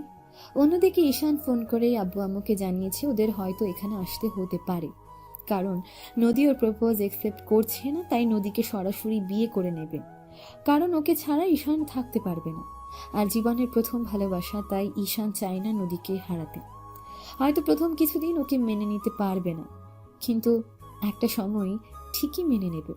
কিন্তু এর মাঝে সঠিক করে যতদিন পর্যন্ত নদী থেকে পজিটিভ কোনো উত্তর না পায় ততদিন পর্যন্ত ওকে প্রপোজ করতেই থাকবে। প্রতিদিনের মতো ঈশান বসে বসে ভাবছিল। এবার সিয়ামের পাশে বসে কাঁধের উপর হাত রাখতেই আর বলে, কিরে, কি এত ভাবছিস? কি আর ভাববো, তুই তো সবই জানিস। আমি আমার নদী পাগলির কথা ভাবছি। ও তো আমাকে কিছুতেই মেনে নিচ্ছে না। কি করবো বলতো? তুই আমার পরে প্রেমে পড়লি, আর আগে তোর প্রেমটা সেটেল হয়ে গেল, কিন্তু আমি আমার পাগলিটাকে বোঝাতেই পারলাম না ওকে কতটা ভালোবাসি। দোস্ত, আমি কিন্তু ওকে ছাড়া থাকতে পারবো না রে। কি করবো বল, বল না একটু। ঈশান, আমার মনে হয় নদীও তোকে ভালোবাসে। তুই কিভাবে বুঝলি? এটা বুঝতে কোনো বিষয় নয়, কারণ আমি খেয়াল করেছি যখন নদী তোর সাথে কথা বলে তখন ওর মনটা খুব ভালো থাকে, আর তোর প্রায় কথাতেই কেমন যেন লজ্জা পেয়ে যায়। তাই আর আমি সেদিন ওর ডায়েরিটা পড়ে দেখেছি যে নদী ওর ডায়েরিতে তুই ওকে প্রপোজ করেছিস সেটা লিখেছে, আর তুই বড়লোক বলেই ও তোকে অ্যাকসেপ্ট করে নিচ্ছে না। সামনে এই ব্যাপারে ও আমাকে এভাবে দূরে সরিয়ে রাখছে। আমি ওকে অনেক কষ্ট দিব। তুই জানিস এই কয়েকটা দিন ও আমাকে ফিরিয়ে দিয়েছে, আমার কতটা কষ্ট হয়েছে। আমার সব সময় ভয় হয় যে নদী হয়তো আমাকে কখনো ভালোবাসবে না। কি করবে বলতো? ওকে তো বোঝাতে পারছি না আমি কতটা ভালোবাসি। ব্যস্ত হোস না, আমার কাছে একটা প্ল্যান আছে। এতে নদী নিজের মুখে বলবে ও তোকে ভালোবাসে। প্ল্যান অনুযায়ী কাজ করলে তুই বুঝতে পারবি ও তোকে কতটা ভালোবাসে, আর নিজের করেও পাবি ওকে। কি প্ল্যান? সিয়াম ঈশানের কানের কাছে মুখ নিয়ে প্ল্যানটা বলে দিল। সেটা না হয় আপনারা পরে জানতে পারবেন। তো সেদিনের মতো দিনটা কেটে গেল। রাতে আবারও ঈশান বাসায় এসে নদীকে ওর রুমে গিয়ে প্রপোজ করে। নদী কিভাবে ওকে ফিরিয়ে দেয় তখন ঈশান শুধু একটা কথাই ওকে বলে, নদী, আমি তোমাকে সত্যি অনেক বেশি ভালোবাসতাম আর বাসি, বেসে যাব। কিন্তু হয়তো একটা সময় আমি থাকবো না, তখন বুঝতে পারবে আমি কতটা ভালোবাসতাম। আমার এটুকু আফসোস রয়ে গেল, যাকে জীবনের প্রথমবার জীবনে চাইতেও বেশি ভালোবাসলাম সে মানুষটা আমার ভালোবাসাটা অপেক্ষা করে গেল। ভালো দেখো, হয়তো আর কখনো তোমার কাছে তোমাকে ভালোবাসার কথা বলতে আসতে পারবো না, আর আসবো না। কথাগুলো বলতে গিয়ে ঈশানের চোখ দিয়ে পানি বেরিয়ে গেছে। ও চোখ মুছতে মুছতে রুমে চলে যায়। সেদিনের মতো রাতটা কোনোভাবে কেটে গেল। ঈশান এখন বাসার বাইরে বেশি থাকে, কারণ গ্রামের উন্নয়নের কাজ চলছে আর সবটাই ঈশান নিজ হাতে করেছে। প্রতিদিনের মতো নদী মন খারাপ করে দোলনায় বসে দোল খাচ্ছে আর ঈশানের কথাগুলো ভাবছে। কেন ওকে মেনে নিতে পারছে না। এর মাঝে হঠাৎ করে সিয়াম দৌড়াতে দৌড়াতে বাসায় আসে। তারপর নদীকে না পেয়ে ছাদে গিয়ে দেখে নদী। এবার সিয়াম ওর সামনে গিয়ে হাঁপাতে শুরু করে। সিয়াম কেমন ভাবে হাঁপাতে দেখে নদী বলতে শুরু করে, কি হয়েছে ভাইয়া, তুমি এভাবে হাঁপাচ্ছ কেন? নদী, ঈশান। সিয়ামের এরকম কথা শুনে নদীর বুকের ভেতরটা ধক করে ওঠে আর উত্তেজিত হয়ে বলতে শুরু করে, হ্যাঁ ভাইয়া বলো, ঈশান কি? ঈশানকে চেয়ারম্যানের ছেলে ওর পেটে ছুরি ঢুকিয়ে দিয়েছে। কথাটা বলতেই নদী ভয় পেয়ে গেল আর সাথে সাথে একটা চিৎকার দিয়ে বলে উঠল, না, এ হতে পারে না, আমি আমার জানি কিচ্ছু হতে দিব না। কথাটা বলেই নদী তৎক্ষণাৎ ছাদ থেকে নেমে দৌড়াতে লাগলো। দৌড়াতে দৌড়াতে সেই মাঠের মধ্যে আসতেই খেয়াল করলো কিছুটা দূরে থেকে ঈশান পেটে হাত দিয়ে ওর দিকে আসছে আর ঈশানের পেট থেকে বেশ রক্ত বের হচ্ছে। এটা দেখি নদী আবারও একটা চিৎকার দিয়ে দৌড়ে ওর কাছে যায়। ঈশান! ঈশান আর নিজেকে ধরে রাখতে পারছিল না, পড়ে যাবে এমন একটা অবস্থা হয়ে এসেছে। আর তখনই গিয়ে নদী ওকে ধরে ফেলে। সাথে সাথে ঈশান পড়ে যেতে গেলে নদী বসে ঈশানের মাথাটা নিজের কোলের উপর নিয়ে কান্না করে বলতে শুরু করে, ঈশান, হে ঈশান, কি হয়েছে তোমার? কে তোমাকে এভাবে মেরেছে বলো আমাকে, প্লিজ একটু কথা বলো আমার সাথে। নদী, আমি তোমাকে ভালোবাসতাম, তাই তোমাকে নিয়ে বাঁচার স্বপ্ন দেখেছিলাম, কিন্তু তুমি আমাকে ভালোবাসতে পারলে না। আমি তোমাকে কালকেই বললাম আমি হয়তো আর তোমাকে কখনই ভালোবাসি কথাটা বলবো না। দেখেছো, আজকে সেটা সত্যি হয়ে গেল। এরপর হয়তো তুমি আর আমাকে দেখতে পাবে না, আর আমিও তোমাকে কখনো ভালোবাসার কথাটি বলতে পারবো না। নিয়তির কি খেলা দেখছো? তুমি বারবার আমাকে দূরে সরিয়ে দিয়েছো, কিন্তু আজকে নিজে থেকে আমার কাছে এসেছো। তুমি আমাকে ভালো না বাসলেও আমি তোমার কোলে মাথা রেখে মরতে পারবো। ফাগলি, অনেক ভালোবাসি তোমাকে। একটাবার আমাকে একটু জড়িয়ে ধরবে? আমি তো চলে যাব, থাকবো না। যাওয়ার আগে আমাকে একটু জড়িয়ে ধরবে? ঈশান কথাটা বলতে এবার নদী হাউমাউ করে কান্না করে দিয়ে ওর মুখের দুই পাশে হাত দিয়ে বলতে লাগলো, ঈশান, হ্যাঁ ঈশান, তাকাও আমার দিকে, কিচ্ছু হবে না তোমার। তোমার কিচ্ছু হয়ে গেলে আমার কি হবে? তুমি আমাকে ছেড়ে চলে যেতে পারো না, হতে পারে না তোমার কিছু। তুমি আমাকে ছেড়ে যাবে না, আমি তোমার কিচ্ছু হতে দেব না। নদী, আমার না খুব কষ্ট হচ্ছে, একটাবার আমাকে একটু জড়িয়ে ধরবে? আমি হয়তো আর বেশিক্ষণ চোখ খুলে রাখতে পারবো না, চলে যেতে হবে আমাকে। আর তুমি আমাকে ছাড়া থাকতে পারবে না কেন? তুমি তো আমাকে ভালোই বাসো না। কে বলেছে বাসি না? অনেক বেশি ভালোবাসি, তোমাকে ছাড়া থাকতে পারবো না। আমি সত্যি তোমাকে অনেক ভালোবাসি ঈশান, আমাকে ছেড়ে যেও না। ঈশানের আর কোনো রেসপন্স পাওয়া গেল না, আর ও কোনো কথা বলছে না। এবার নদী ঈশানকে ছেড়ে দিয়ে দেখলো ঈশান চোখ দুটো বন্ধ করে নিয়েছে আর শ্বাস নিচ্ছে না। সাথে সাথে নদী আবারও ওকে জড়িয়ে ধরে হামাও করে কান্না করে দিয়ে বলতে লাগলো, ঈশান, হ্যাঁ ঈশান, কেন আমাকে ছেড়ে চলে গেলে তুমি? জানো না আমি তোমাকে কতটা ভালোবাসি? কেন এভাবে আমাকে ছেড়ে চলে গেলে? আমি আমি কাকে নিয়ে থাকবো? সত্যি আমি তোমাকে অনেক বেশি ভালোবাসি। একটাবার ফিরে আসো না, আমি আর কখনো তোমাকে কষ্ট দিব না। দেখো। বারবার নদী কান্না করছে আর কথাগুলো বলছে। নদীর খুব কষ্ট হচ্ছে। ঈশান ওর সাথে কথা বলছে না। এবার নদী বলতে লাগলো, ঈশান, তুমি চলে গেলে আমি কাকে নিয়ে থাকবো? আমি তোমাকে ছাড়া থাকতে পারবো না, আমি বাঁচতে পারবো না তোমাকে ছাড়া। একটা বার কথা বলো আমার সাথে, আমি ভুল করেছি তোমাকে ফিরিয়ে দিয়ে, সত্যি অনেক বেশি ভালোবাসি। আমি যদি জানতাম যে তুমি এমন করে আমাকে ছেড়ে চলে যাবে, আমি কখনো তোমাকে দূরে সরিয়ে দিতাম না। জান, হাই জান, তাকাও একবার আমার দিকে, তাকাও। নদী ঈশানকে জড়িয়ে ধরে কথাগুলো বলছিল। এবার হঠাৎ করে ঈশান ওর কানে কানে বলতে লাগলো, এত ভালোবাসি তাহলে বলনি কেন? ঈশানের কথা শোনার সাথে সাথে নদী কান্না থামিয়ে বোঝার চেষ্টা করলো কে কথা বলে। নদী ঈশানকে ছেড়ে দিতেই দেখলো ঈশান মিটমিট করে হাসছে আর ওর দিকে তাকিয়ে নদী বোঝার চেষ্টা করতে লাগলো। তখন ঈশান আবার বলতে লাগলো, এত ভালোবাসো তাহলে বলনি কেন? তার মানে তুমি এতক্ষণ আমার সাথে নাটক করেছিলে তাই তো? আমার মুখ থেকে ভালোবাসি কথাটা শোনার জন্য এভাবে আমাকে কষ্ট দিলে? তুমি খুব পচা, খুব বাজে। কেন এরকম করলে? হ্যাঁ, জানো আমি কতটা ভয় পেয়ে গিয়েছিলাম? তুমি একটা মিথ্যেবাদী। আমি তোমাকে ভালোবাসি না। তুমি আমাকে এভাবে কষ্ট কেন দিলে? হ্যাঁ, একটাবার আমার কথা শোনো প্লিজ। না, আমি তোমার কোনো কথা শুনবো না। তুমি অনেক বড় একটা চিটার। আমার সাথে এভাবে একটা মিথ্যে মিথ্যে নাটক করতে পারলে? তুমি জানো আমি কতটা ভয় পেয়ে গিয়েছিলাম? আমি তোমার সাথে আর কথাই বলবো না। যাও, তুমি আমাকে কষ্ট দিয়েছো। না হলে তো তুমি নিজের মনের কথাগুলো বলতে না, আমাকে বারবার দূরে সরিয়ে দিতে। আমি তোমাকে আর ভালোবাসি না। তুমি আমাকে এত বড় একটা মিথ্যে বললে। তুমি আর কখনো আমার সামনে আসবে না। নদী কথাটা বলেই কান্না করতে দৌড়ে বাড়ির দিকে যেতে লাগলো। এবার ঈশান বুঝতে পারলো পাগলিটা খুব রাগ করেছে আর বেশ ভয় পেয়ে গিয়েছিল ঈশানের এরকম একটা সিচুয়েশন দেখে। তাই ঈশানও আর দাঁড়ালো না, নদীর পেছনে পেছনে দৌড়ে বাসায় চলে আসলো আর ওকে ডাকতে লাগলো। নদী বাসায় এসে তারপর দৌড়ে নিজের রুমে যায়। ঈশান বাসায় এসে ওর রুমে যেতেই নদী ঈশানকে দেখে তারপর ছাদে চলে গেল। ঈশান ছাদে চলে এসে দেখতে পেল ঈশান কান্না করছে। ঈশান আর কোনো উপায় না পেয়ে দরজাটা আটকে দিয়ে ওর কাছে গেল। তারপর নদীর কাঁধের উপর একটা হাত রাখতেই নদী এক ঝটকায় ওর হাতটা সরিয়ে দেয়।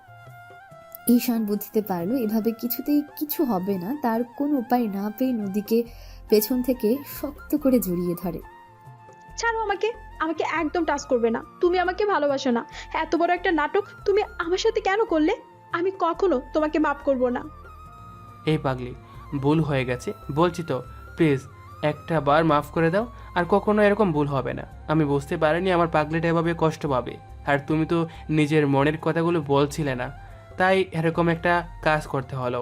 তুমি একবারও ভাবোনি আমি কতটা কষ্ট পাবো? ছাড়ো আমাকে, আর ছুবে না। কেন এরকম একটা নাটক করতে গেলে? হ্যাঁ, তুমি জানো আমি কতটা ভয় পেয়ে গিয়েছিলাম। সরি বাবুনি, আর কখনো এরকম হবে না। দেখো, তাকাও আমার দিকে। আমি কখনো এরকম করব না। একটাবার আমাকে মাফ করে দেখো, আর কখনো এরকম করব না।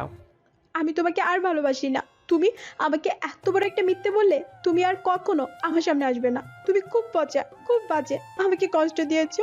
আমি তোমাকে কখনো ভালোবাসবো না, তাকাবো না। ছেড়ে দাও আমাকে, আর ছুবে না আমাকে। তুমি একটা বাজে ছেলে। নদী প্লিজ জান, একটাবার তাকাও না। বললাম তো না। প্লিজ প্লিজ প্লিজ কলিজা, তাকাও একবার আমার দিকে। দেখো, তুমি এভাবে কান্না করলে তো আমার কষ্ট হয়, বোঝো না তুমি? তাহলে তোমার এরকম একটা কথা শুনে আমার কতটা কষ্ট হয়েছিল তুমি বুঝতে পারোনি? বললাম তো সরি, আর কখনো এরকম হবে না। সরি বলে দিলে কি সব ঠিক হয়ে যায়? আমার সরি চাই না। তুমি চলে যাও এখান থেকে। একদম আমাকে ছুবে না। ছেড়ে দাও। নদী বারবার ছেড়ে দেওয়ার কথা বলছে, কিন্তু ও নিজে থেকে ঈশানকে ছাড়ানোর চেষ্টা করছে না। এবার নদী ঈশানের দিকে ঘুরছে না দেখি ঈশান বলল, বুঝতে পারছি আমি অনেক বড় অন্যায় করে ফেলছি, আর যার জন্য তুমি আমাকে মাফই করবে না আর ভালোবাসবে না। আচ্ছা ঠিক আছে, সমস্যা নেই। তখন তো নাটক করেছি, কিন্তু এখন সত্যি মরে যাব। তুমি তো আমাকে ভালোই বাসো না, তাহলে আমার বেঁচে থেকে কী লাভ? ঈশান কথাটা বলেই নদীকে ছেড়ে দিতে নদী এবার ঈশানের দিকে ঘুরে বিদ্যুৎ গতিতে শক্ত করে ওকে জড়িয়ে ধরে বুকে মুখ গুজে দিয়ে ফুপিয়ে ফুপিয়ে কান্না করতে লাগলো। ঈশান বুঝতে পারছে ওর পাগড়িটা বেশ ভয় পেয়েছে, তাই ঈশান ওকে জড়িয়ে ধরে ওর মাথায় এক হাত দিয়ে বলতে লাগলো, এবার অন্তত থামো, দেখো আর কখনো এরকম কথা বলবো না। তুমি বারবার কেন এসব কথা বলতেছো? আর কখনো এসব কথা বলবে না। তোমার কিছু হয়ে গেলে আমি তোমাকে ছাড়া থাকতে পারবো না। আমি তোমাকে সত্যি অনেক বেশি ভালোবাসি। থাকতে পারবো না তোমাকে ছাড়া। আমি তো জানি আমার পাগলিটা আমাকে কত ভালোবাসে। এখন এই কান্না থামো, আর কান্না করবে না। তোমার কান্না আমি সহ্য করতে পারি না। আমি কি ইচ্ছে করে কান্না করছি নাকি? তুমি তো আমাকে কাঁদালে। ওকে, আর কখনো কাঁদাবো না। এবার কান্না থামাও। কথাটা বলেই ঈশা নদীর মুখটা তুলে তারপর ওর কপালে একটা ভালোবাসার পরশ দিয়ে দীর্ঘ 20 মিনিট পর ঈশা নদীকে ছেড়ে দিলে নদী লজ্জা পেয়ে ওর বুকে মুখ লুকায়। এর মাঝে হঠাৎ করে ঈশানের আব্বু আম্মু, নদীর আব্বু আম্মু আর সিয়াম ছাদে আসতে ওদের এই অবস্থায় দেখে সিয়াম বলতে লাগলো, আন্টি, আঙ্কেল, আমরা ভুল সময় চলে এসেছি। চলুন আমরা নিচে যাই, ওদের বিয়ের কথা বলি। কথাটা বলতে এবার ঈশান নদী দুজন দুজনকে ছেড়ে দিল। নদী লজ্জা পেয়ে একটু দূরে গিয়ে দাঁড়ালো আর ঈশান একা একা বলতে লাগলো, আব্বু আম্মু, তোমরা আসার আর সময় পেলে না? যাও নিচে যাও, বিয়ের কথা বলো গিয়ে। ঈশানের কথা শুনে সবাই একটা মুচকি হাসি দিয়ে তারপর নিচে চলে গেল। ঈশান একটা মুচকি হাসি দিয়ে নদীকে 2 হাতে জড়িয়ে ধরে। ভালো থাক ভালোবাসার মানুষগুলো। আজকের গল্পটা এই পর্যন্তই।